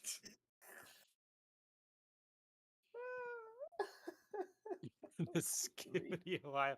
That's unironically an amazing name. I can't believe that's real. I'm gonna have him send me those names, some of the names, because they were just insane. But anyway, as for what else I've done, I was in a bit of a holding pattern for a while on video games because I wanted the Elden Ring DLC and I didn't have the Elden Ring DLC. It wasn't out. So I played a bunch of different Assassin's Creed games. It's just a really good podcast game. I went back to Brotherhood for like one session, played a little bit of that. Yeah. It's good. I'm gonna slowly pick away at that and get a platinum on it at some point. Same with Black Flag. Slowly pick away at that. The biggest problem with Black Flag right now is I'm at the point where I'm like, okay, I need to go and collect all the treasure chests on all the islands, all the tiny little islands. There's a whole bunch that are just kind of on these tiny little sandbars. Yep.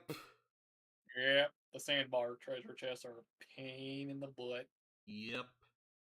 And then there's also the buried treasures, the treasure map ones. Yeah, those are kind of fun because those aren't as bad because there's a bit more. At least fun. there's a bit of a puzzle to it. Yeah. Then I played more Mirage. Mirage is great. I like it. I like it a lot. It is. I've heard someone describe it as the Valhalla engine trying to be a classic Assassin's Creed game, and yeah, that checks out. But it does a decent job of it. Story is alright. It's nothing special, but it is very classic Assassin's Creed. A lot of the codex entries are actually really, really well written, and I'm learning a whole bunch about the Golden Age of Islam thanks to that. So that's really fun. The Basim as a character is decent enough. And I knew he was a character from Valhalla because Mirage started development, like, for its first week, it was planned to be DLC for Valhalla, and Basim's a character in Valhalla, so I was like, okay, what's Basim's deal in Valhalla? What's his deal in that? And the first video I found on YouTube said, Basim is actually a reincarnation of Loki. Okay. And I remembered, oh yeah, Assassin's Creed story got really dumb. So then I stopped caring about anything to do with that. And I just continued playing the game because it's fun. And I did put a lot of time into, probably the most time out of those Assassin's Creed games, into Unity. And, Mitchell, I'm sorry. You were right. Wait. What was that? Did you? The movement, it's not that it's bad. The movement itself is pretty great when it works. But it Mhm. doesn't. Yes, that's my problem. I feel like I'm hurting Arno, and Arno is a cat. Yes. Like I'm playing it on my PlayStation, so I have clips saved. I have a clip saved of a moment of parkour where everything clicked and it felt awesome. Like I jumped through a window into a building and everything, and it was just so You run through it out smooth. the other side. Ran Yeah, through it out it the other feels great. side. Oh, it was great. It was so good. And That then 5% of the time when it works. and then I have like 5 other clips saved of when it just broke. Yeah. So yeah, and then combat, same thing. When it works, it's pretty engaging because it's very difficult. Mm-hmm. But half the time it doesn't work. And if Arno is not in combat mode and someone is aiming a gun at you, you're dead because there's no way to dodge it. Which sucks. Yeah. And same again with stealth. It has some great stealth when it works. And that, but you also have to realize that there's some little idiosyncrasies with Unity, like the fact that the noisemakers, the little firecrackers that you can throw, are line of sight. If you throw it, like if you throw it behind a small wall where a guard is standing right next to it, they're not going to look at it because they have to have line of sight for it to work. It's stupid. They need line of sight for the auditory distraction. Yes. It's awful. So, while I was on the trip, I had sent my PC back to iBuyPower finally to get my good PC back to iBuyPower finally. It's like, man, finally. Only took you like, what, a year? Not a year. It's about half a year. Finally got it back, and the first game I played was Assassin's Creed Syndicate. And I really like Syndicate. It's got a lot of Unity in there, but it's simplified.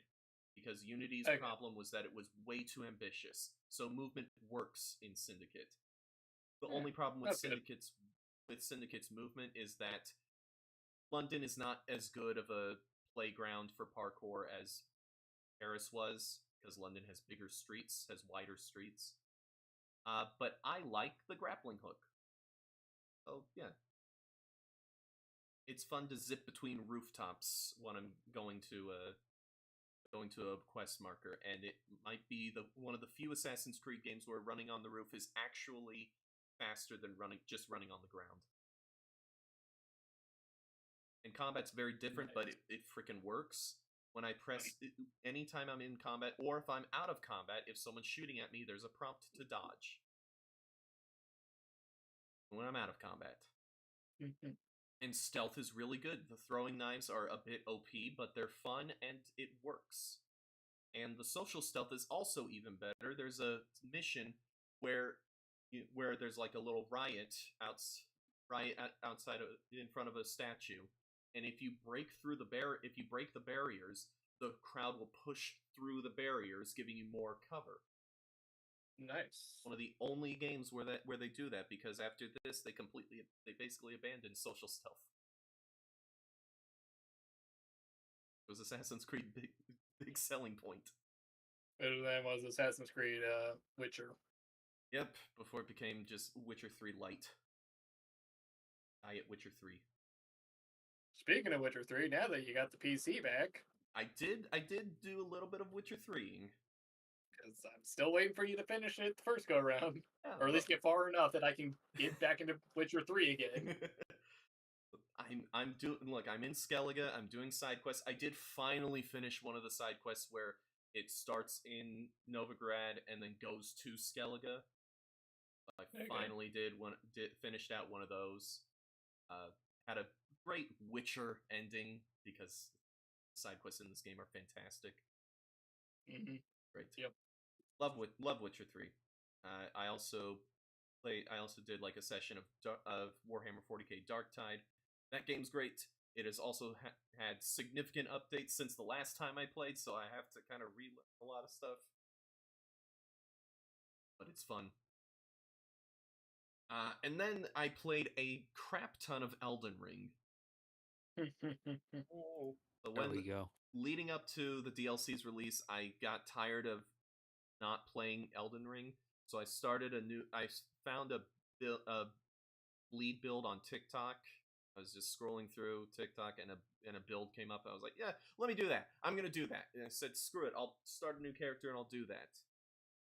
So I had that going for a bit, and I was like, maybe I can get all the way to the DLC. And then I got sidetracked in Elden Ring, so I didn't.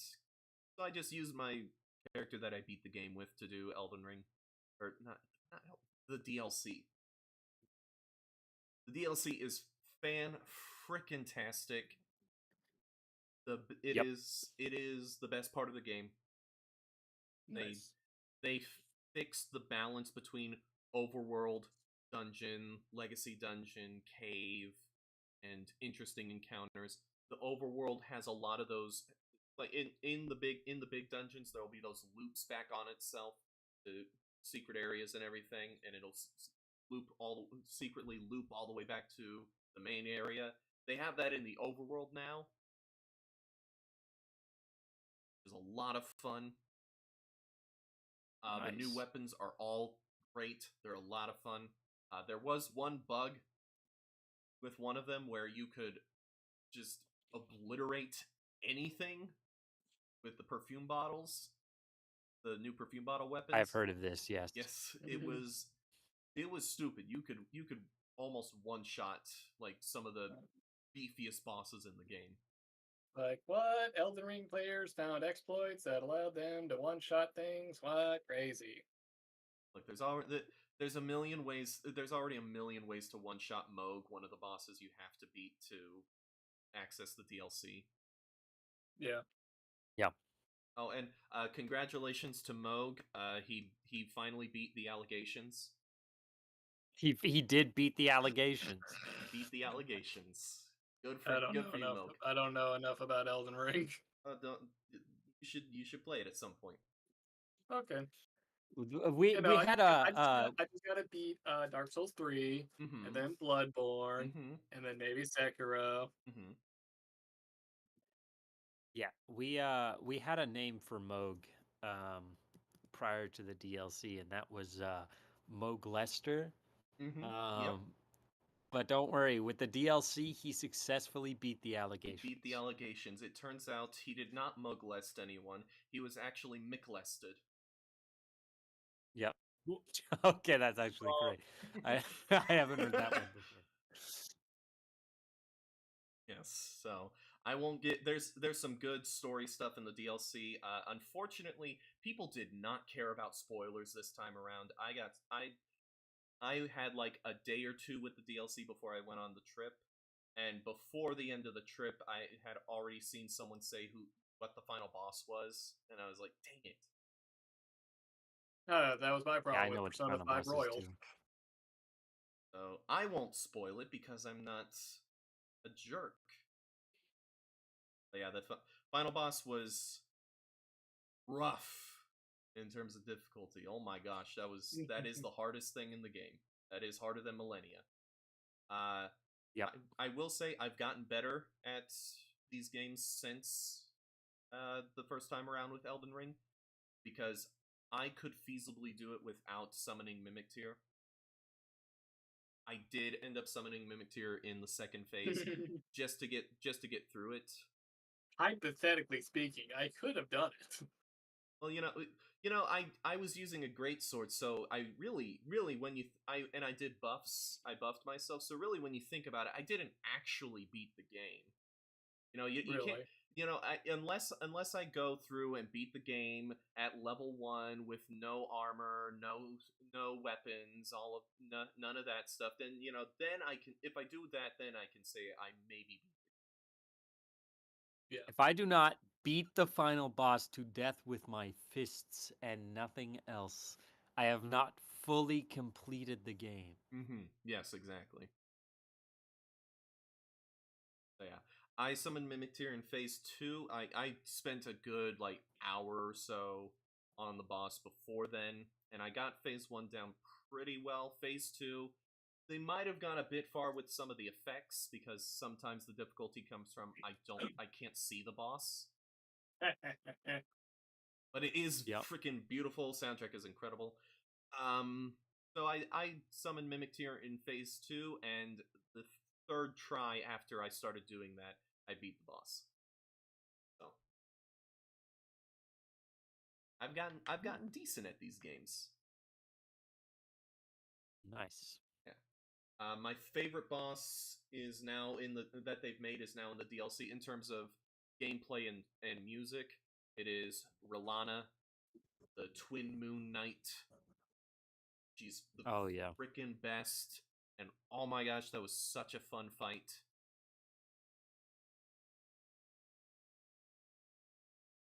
Finding little openings, but inside her gigantic attack strings was a lot of fun. Finding which attacks I have to dodge, which attacks I have to jump, and then using those jumps to get big old jumping heavy attacks with my great sword. So much fun. Unfortunately, I didn't really use any of the new DLC weapons, as cool as they are, because the ones I really wanted to use, the light great swords, were dex weapons, and I had a strength faith build. Well, it's good that they're decks, because I'm running decks for my current iterations. So thank You'll have goodness. fun, because the light great swords are the coolest weapons they've made. Their light attacks can chain into their heavy attacks, and vice versa. That's beautiful. It's so cool. And Rellana's boss weapons are a twin light great swords, and they are going to be the best New Game Plus weapon, because they scale with, I think, strength, dex, faith, and intelligence.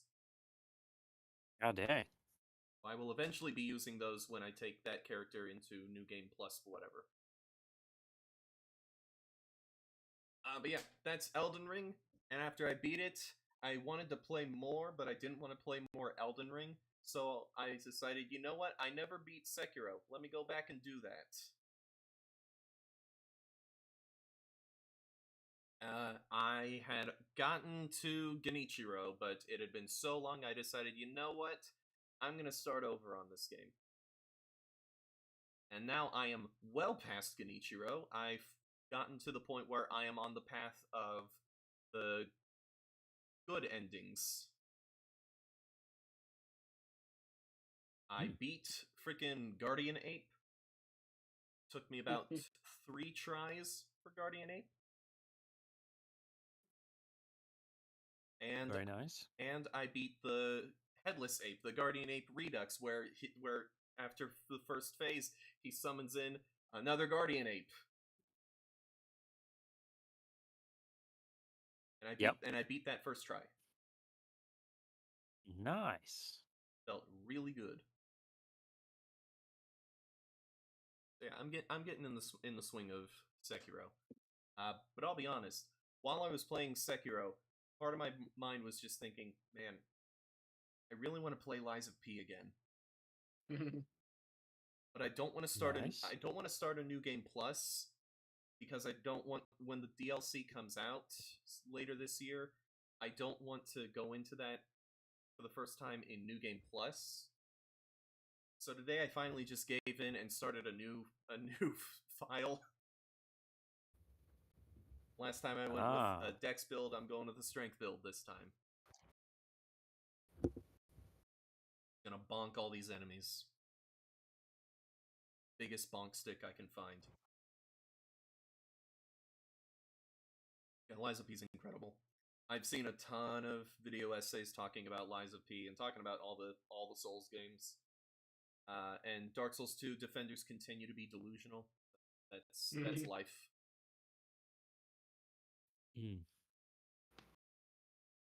But I did find out that the reason why Dark Souls 2 hitboxes are so dumb is because in these games they give the player hitboxes a little bit of leeway, so they're bigger than the weapon, but enemy hitboxes are bound as close to the weapon as possible. But Dark Souls 2, they give the enemies just as much leeway as the player. Oh. And then the grabs, which are notorious in DS2, the reason that they feel awful is because they don't immediately launch you into the grab animation. There's like a little pause where your character flinches and then teleports to the tip of their sword or whatever. And so it's giving you bad information. Like, you can't tell if you dodged early or not because you get hit when you're over to the side, what it looks like. And this was all pointed out to me by somebody who was defending Dark Souls 2, which is why I say they're delusional.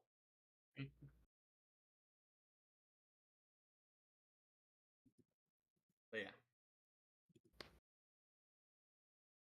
Love those games. Love those games. Except for Dark Souls 2. Let me think for what I watched. Actually, I'll do what I read. I haven't really read much. I read about 100-something pages of Death on the Nile. Try to get through the rest of that. I haven't even gotten to the actual death yet. This is one of those where Agatha Christie decides to take her time and build all the characters first. So I'll get to that. Oh, on the trip I played Child of Light on my Switch. Continues to be a really fun game. All these years later. Yeah. All these years later. I love that system. I love its battle system. And the story is charming enough. And the art style and music is gorgeous. Oh my gosh.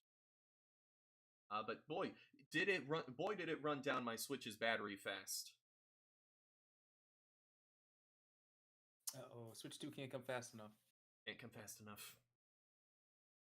Or just get an OLED for the time being. Listen, if it had better battery life, I might like significantly better battery life. I would consider trading in my Switch for an OLED. Because I'd mostly play the Switch handheld. Hey, better screen. Yeah, it's worth it. Let me see. Oh, hold on. Is this it? Is this the... Okay. I have the fencing team names. Yes. Oh. So there was an all-girls team called Sirens of Chaos. Good name. There was Pretty rad, actually. There was a team name called We Have a Lefty and We Know How to Use Him. Nice. Okay. That's pretty good. There's, of course, Skibidi Ohio Rizzlers. There they are. And it Let's was in go. Ohio. It was the Nationals course. were in Ohio, so it works. There's one team name called Perry Styles. Harry Styles. Okay. Perry Style. There was one team called Panda Express. Nice. The people on the team were Andrew Chen, Castor Cow, Eric Lee, and God. I can't even pronounce the name. Oh God, no. They knew. They did it on purpose. Oh. There was the team called the McMuffins. All right. Nice. There's a team called the Shanghai Rice Farmers Oh. Okay. with team members Charles Bing, Patrick He, Richard Lee, and Mustafa Tohon. My goodness. All right. There was the team called Tex-Mex with Warren Converse, Chance Johnson, and Diego Quinones. My God. Okay. There All was, right. there was the team named no. Temujin's Fading Hairline. One of the team members was named Temujin. Oh, that's diabolical. That's just. And there was a team called Praying for Ricardo's Toes. Ricardo's not on the team. Rain. Ricardo, Ah. no. He broke his toes, I'm sure. Rip. Oh boy. Yeah. Good times. Let me see. What else? Did I watch anything of significance? I've seen the first episode of House of the Dragon season 2. It was very good. I've heard some people complain that the big shocking thing that happens in the episode was way more shocking in the book. And I went and I read that part of the book, and yeah, it was already freaking brutal in the show, and it was even more so in the book.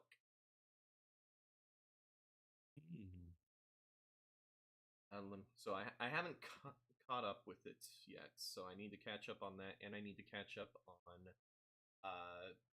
Smiling Friends Season 2. And then the big thing is I have seen quite a bit of Doctor Who. Oh, really? So, Oh, really? really? I know, What I a know. surprise. Shocking. Shocker. I haven't really continued much on Classic Who, just because that was my lunch thing. So it's hard to just kind of sit down and watch it in a different environment. It's a little weird, so I need to get back into it. But I did watch a good deal of Modern Who. So I finally broke down and watched a couple of the David Tennant 14th Doctor specials.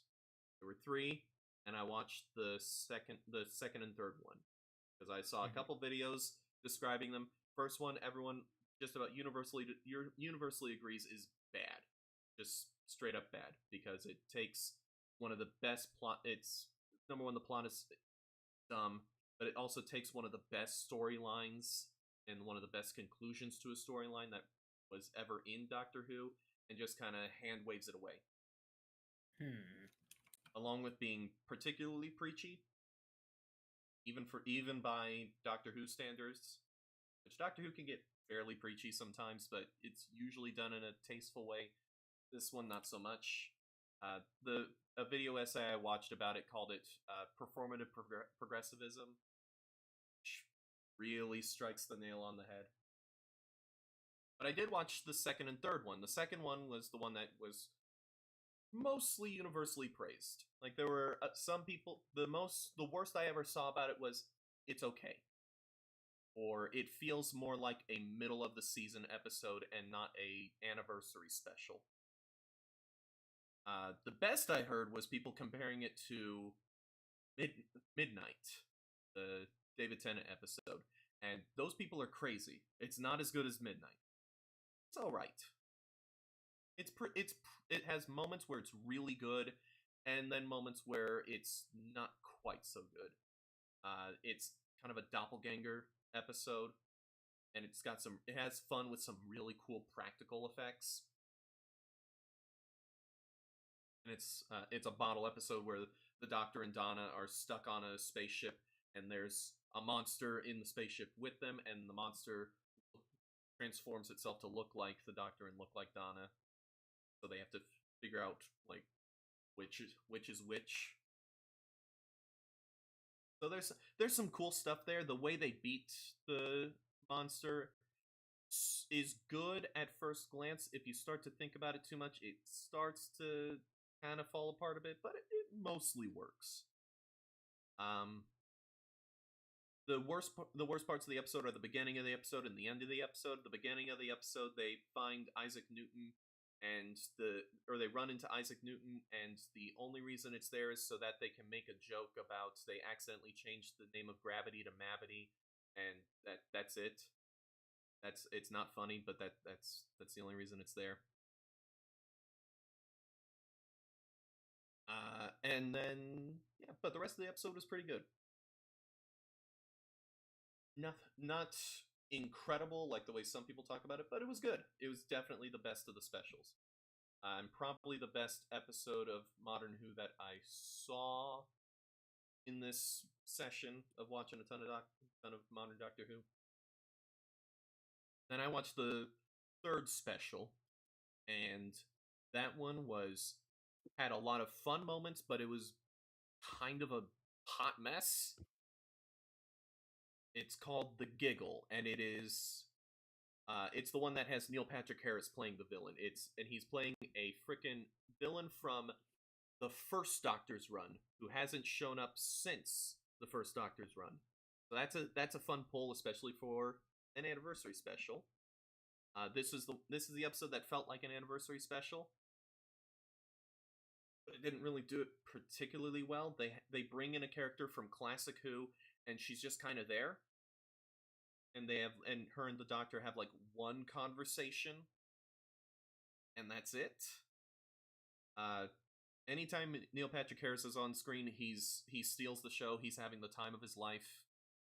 And there's a section where it's just the Doctor, Donna, and the toy maker, Neil Patrick Harris's character, and that part of the episode is fantastic. No notes, it's great. But then the way they beat the toy maker in the end is really dumb. There's a part where the Doctor gets hit by a laser, and then instead of regenerating, he bigenerates. So he splits, and now there's two Doctors. One is David Tennant, one is the new Dr. Ncuti Gatwa. And there is the biggest hand wave explanation I've ever seen for how this is possible. It's nothing to do with the toy maker. It's nothing to do with anything. The toy maker is just as surprised as everyone else. And all of a sudden, there's two Doctors, and they just say, "Oh, there was legends about this, but no one ever thought it was possible." So I don't know why they did it, except to maybe have like new adventures with 14th Doctor David Tennant if Ncuti Gatwa doesn't work out, which it's looking like it's not going to work out, because his first episode numbers were the worst in Doctor Who history, except for the first Doctor, and the first Doctor had to compete with the JFK assassination. Ncuti Gatwa himself, the little bit of him that I saw in the episode, he is performing his heart out, but this is a character that some people are going to really take to, and other people are like, some people are going to find him really charming and fun and entertaining to watch, and other people are going to find him very annoying. It's one of those characters where it's a really fine line, and you can end up on either side very easily. Honestly, you can probably end up on either side depending on like individual episodes. But the writing of the episodes did not inspire confidence, so I don't think I'll be continuing with Modern Doctor Who unless I hear really good things, and I haven't, unfortunately. But I did decide, you know what? I've watched some bad Modern Who. Let me go look at what were the best episodes of the Chris Chibnall era, the whole 13th Doctor's era with Jodie Whittaker. And so, universally, everyone recommended an episode from season 12 called The Haunting of Villa Diodati. And it was great. It was pretty good. It was actually a really good episode of Doctor Who. I knew enough about the overarching plot of season 12 that I wasn't lost when that came up. But it was mostly a contained episode, a pseudo-historical with Mary Shelley, supposedly on the night that she came up with the idea of Frankenstein. Lord Byron, Percy Shelley, and a bunch of her other writer friends. and it was really good. It was also written by a guest writer, and she came back and wrote one episode for season 13. Season 13 is doing an overarching plot, like the whole thing is one big plot, like one set of like one storyline the whole way through, and one part of it was written by the guest writer. So I watched that. It was Village of the Angels, so it was a Weeping Angels episode, and it might be the second best Weeping Angels episode. It was really good. It's certainly better than The Angels Take Manhattan. That episode sucked. It's not as good as Blink, but it's, I think, better than the fifth Doctor, the season 5 Angels episodes. I didn't particularly like those, but it was a lot of fun. It was a lot of fun. I was a little lost on a lot of the Flux plot, the overarching plot stuff, but the core Angels episode was enough there that I enjoyed it. So that episode was also universally praised. That guest writer has not been brought back for any of the new stuff. In fact, I don't know that there are any guest writers for any of the new Doctor Who stuff, because modern Doctor Who, as I have found, kinda hates guest writers, which sucks, because this is a show that has like infinite possibilities. This is the perfect show to have guest writers. But they kind of hate them, and when they do get them, they treat them badly. They got Neil Gaiman to write an episode, and it was universally praised. The Doctor's Wife is one of the best episodes of Doctor Who. And then they got him to write another episode, and it was crap. And Neil Gaiman came out publicly and said, "That's not the episode I wrote. The specific flaws that people are pointing out, I address those specifically. They are not problems in my script. I'm not working with them again."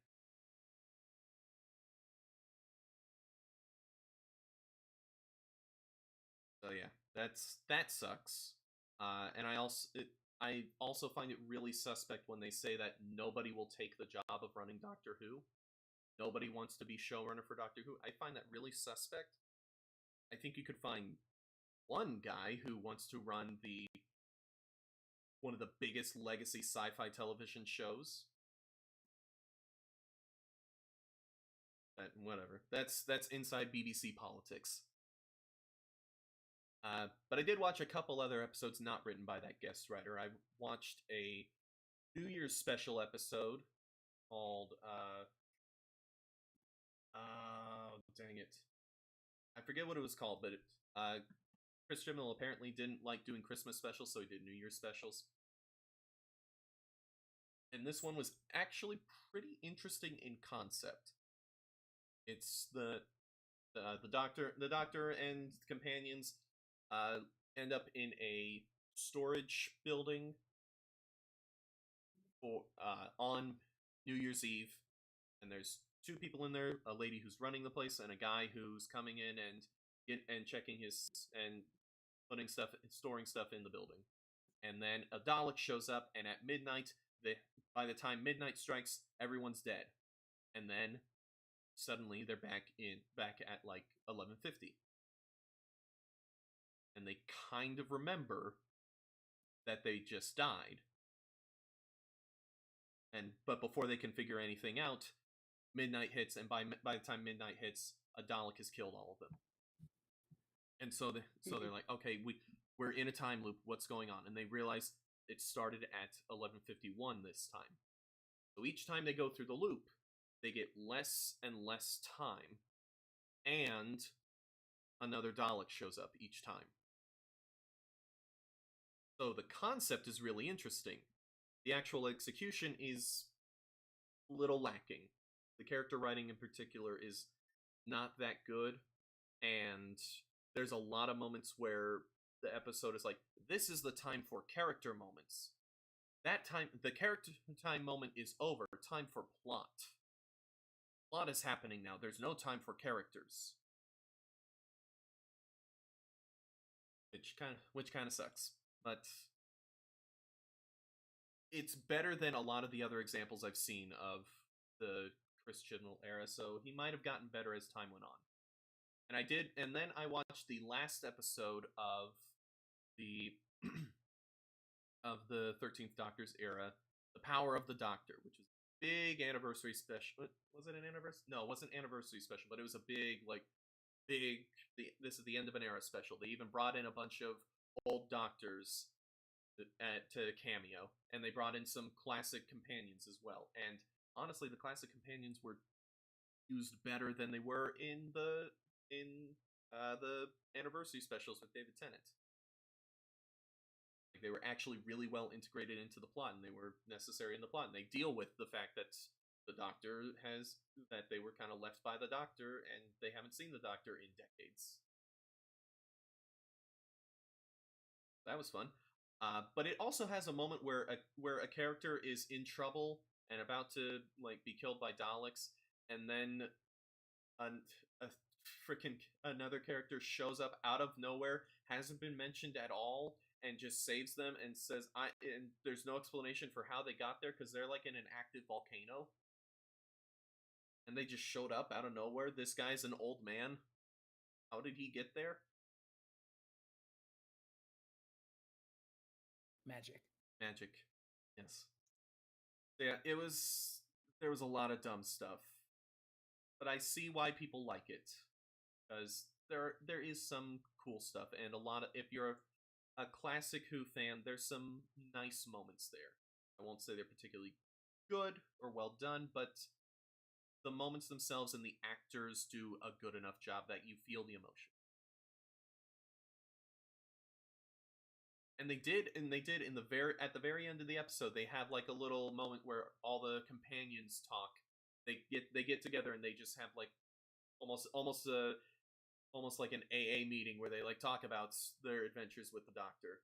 And they got back the guy who played Ian, one of the very first companions. And so he now has the world record for longest break between appearances in a role. He left in the 60s and came back in the 2020s. Heck cool. yeah. Yeah. I believe he died just very recently. And then that's all I watched of Doctor Who, but I did listen to a lot of Doctor Who audio adventures. So I'm going to blitz through these. Let me pull up the list, because I'm not going to go into each individual one. Some of them there's just not much to talk about. I skipped ahead and watched one called Jubilee, which is widely considered to be one of the best. It is a Dalek episode where the writer was like, the Daleks have been kind of joke villains for a while. Let me bring them back to their roots, especially their fascist roots. So it was a whole story exploring how the Daleks are were explicitly a representation of fascism.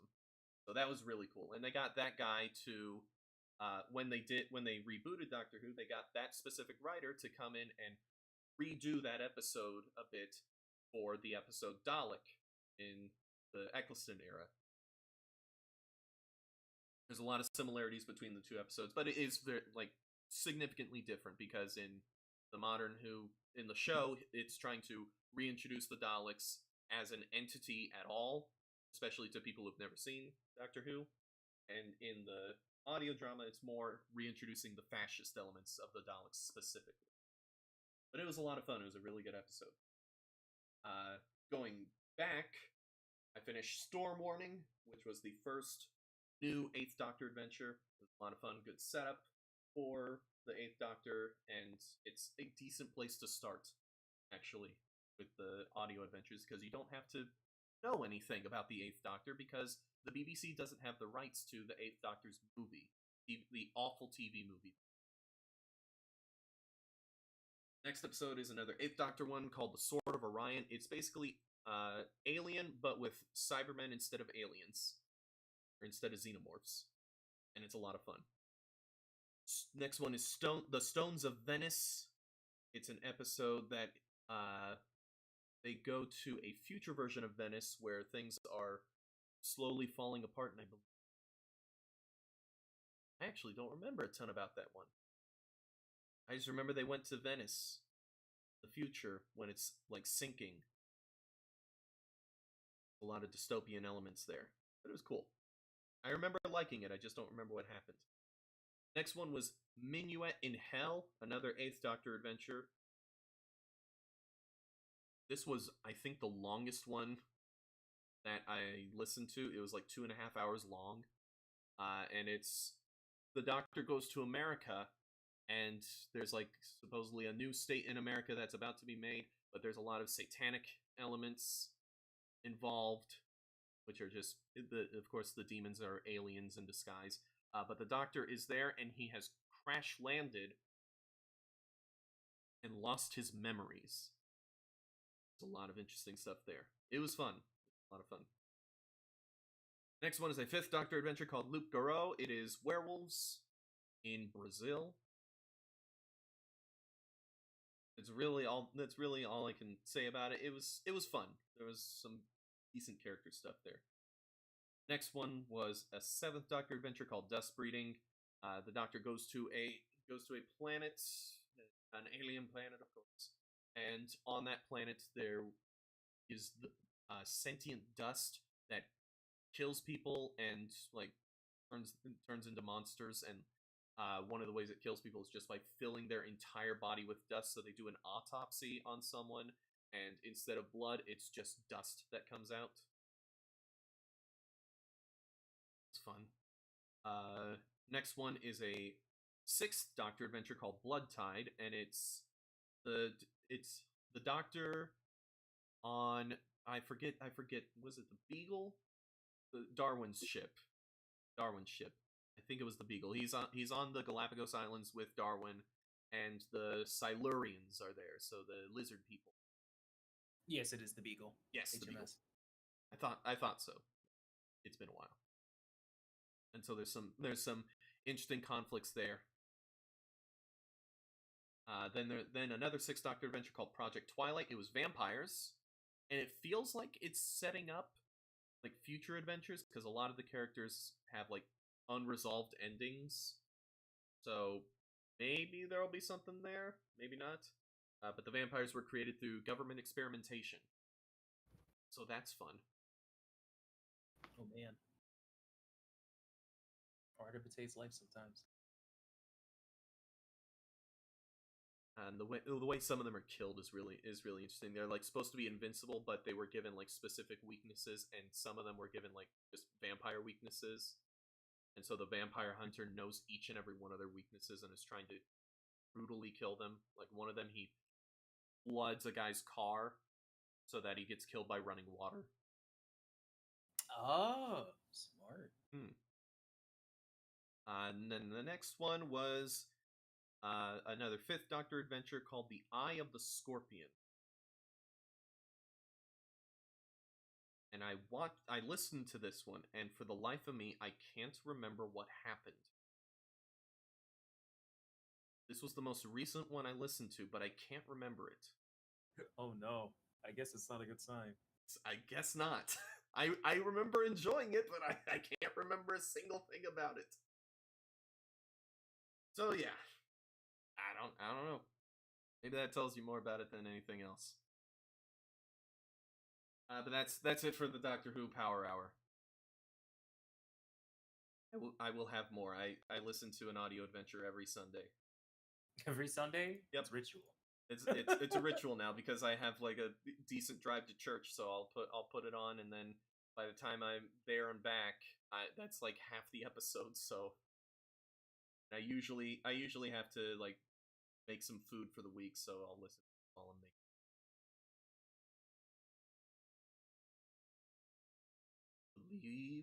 I believe that is it. Right on. Oh no. Oh no. Bringing it back. Run it Bringing back. it back. For one thing, in the Assassin's Creed talk, I forgot to mention that finally people are calming down and realizing that Assassin's Creed Shadows is a big old money grab. Although I think what helped is that any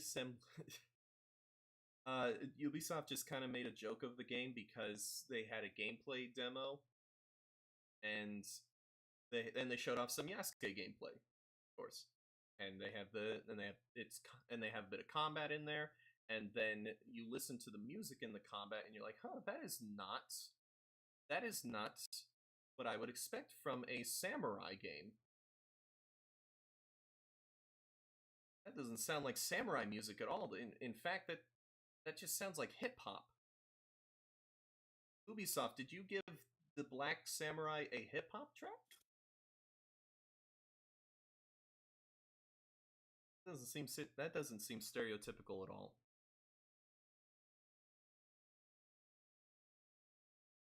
No, you don't understand. It's a multicultural team of many different. You're right. I didn't consider that. that. Yeah. No, it's fine.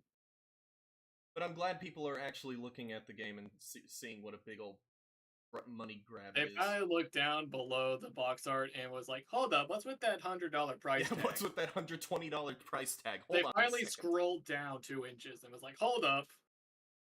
You know, one of these days people will learn to just scroll down and look at the No. price tag. No, gamers are just gonna have a knee-jerk reaction, Every like they time. always do. Listen, but And always. knee-jerk reaction feels so good. Yeah, doesn't it? It feels good to just post on Twitter and get likes and comments. Number go up, dopamine go up. Does it? Would have been told. Hmm. But I said I would bookend it with another big life event. So, the life event was earlier this week, Thursday. I went and I hung out with a friend of mine, Kevin, and we'd been a while since we'd hung out, so we hung out for like a few hours. And by the time I got home, it was like past midnight. But I still needed to do a run, still needed to do cardio.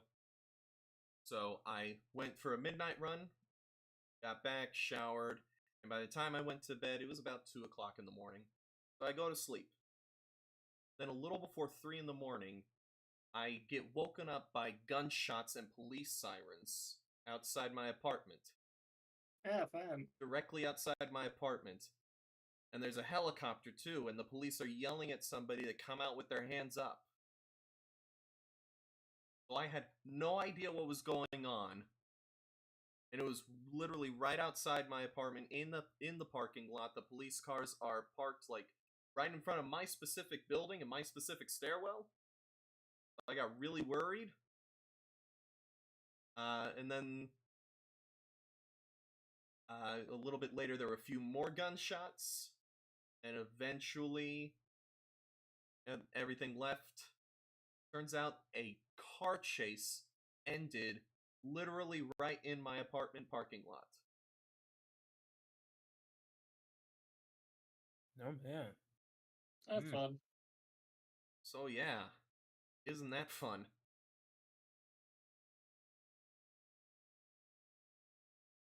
It's absolutely wild. I'm guessing it was one of those cases where you went out on your balcony. Oh no, Seeing no, what- absolutely not. No, did you like bunker down in the bathroom? I stayed in my bedroom, and I eventually tried going back to sleep. But I didn't get any sleep until after they had left. But no, if the first thing I hear is gunshots, I'm not going out on the balcony. Nah, you should have done it. Risk it.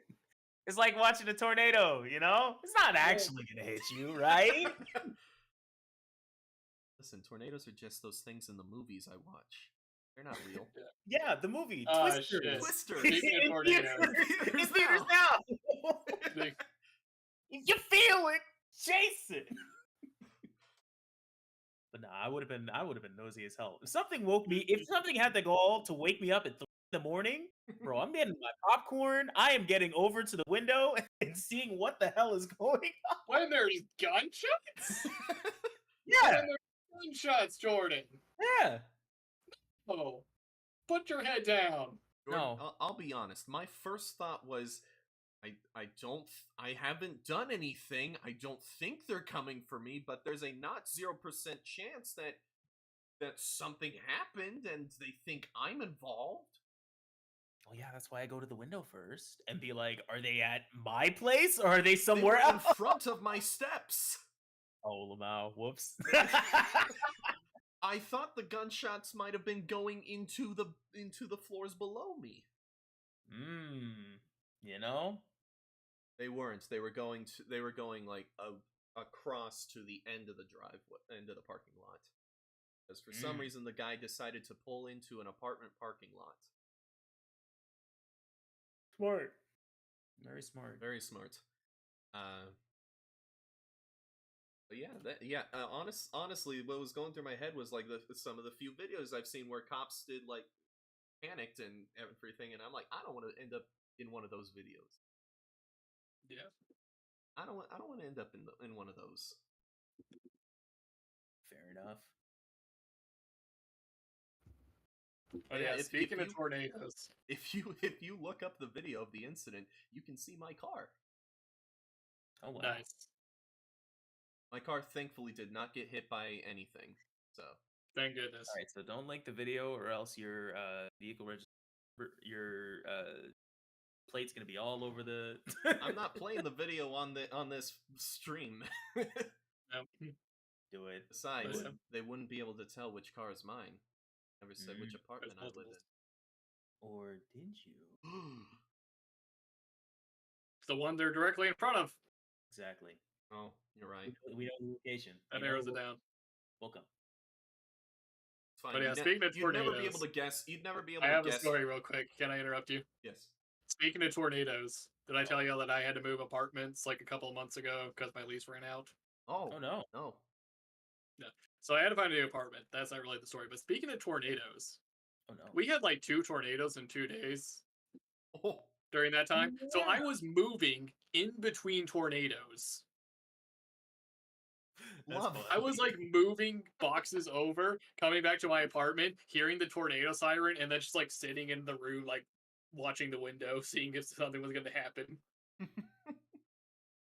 And then I just have to like hunker down in my bedroom for like a couple hours. And then it's like, okay, it feels like the storm's passed. Time to go get more boxes. Ah. Man, weather's nuts. Weather is nuts. But yeah, I just use the fraternity college kid warning system because all the college kids are just out in the parking lot staring up at the sky. So I'm like, as soon as I hear yelling, then I know there's a tornado. Whew.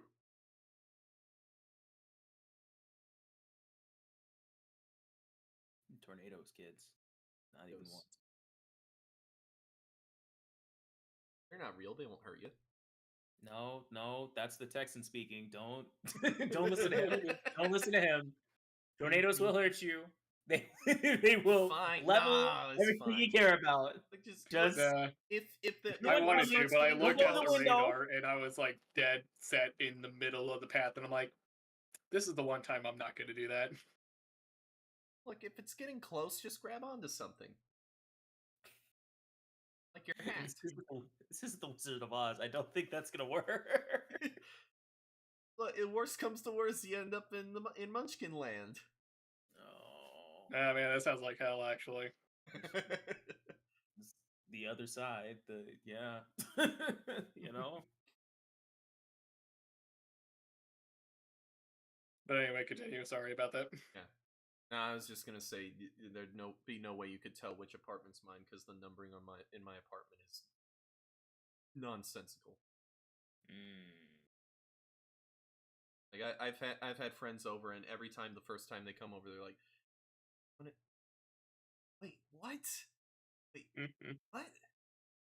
And No, then- I found yours actually pretty easily. Yeah, I looked for yeah. the bird You feeder. you did pretty well, but they're like even I had friends that like even the second time they came over, they're like, I still had to think like, hold on, which one is it? Oh yeah, it's that one.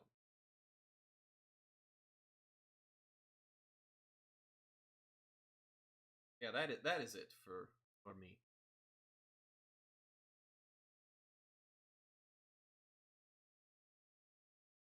Man,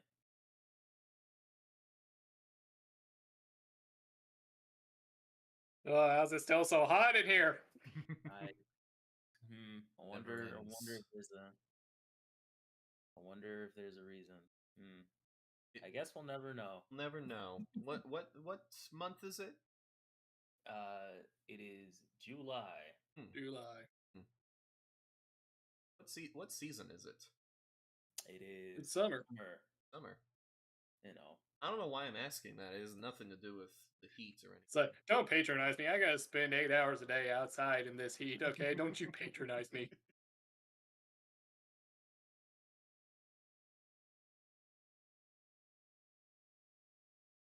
Man, this really did feel like the sleepy cast. Yeah. Yeah. Yeah. But we Man. made it through anyway. Is it We sleepy made time it through. junction time for y'all? Because I feel like it might be sleepy time junction for me too. About to go It see might my be. boy Kirby, go to Dreamland, you know? Yep. I'm gonna go play Elden Ring with my girlfriend. We have a good Yeah. time. Right on. No way. Aaron, could you stay for like 5 minutes just so I can talk about Persona 5 spoilers? I just want to vent to someone. Please, dear God. Yes. Yes, Okay, cool. I absolutely will stay. Okay. Well then, ladies and gentlemen, and the bots who are also listening to us, I guess that is our cue to get out. So, don't die out there. That'd be a real pain to deal with. Yeah.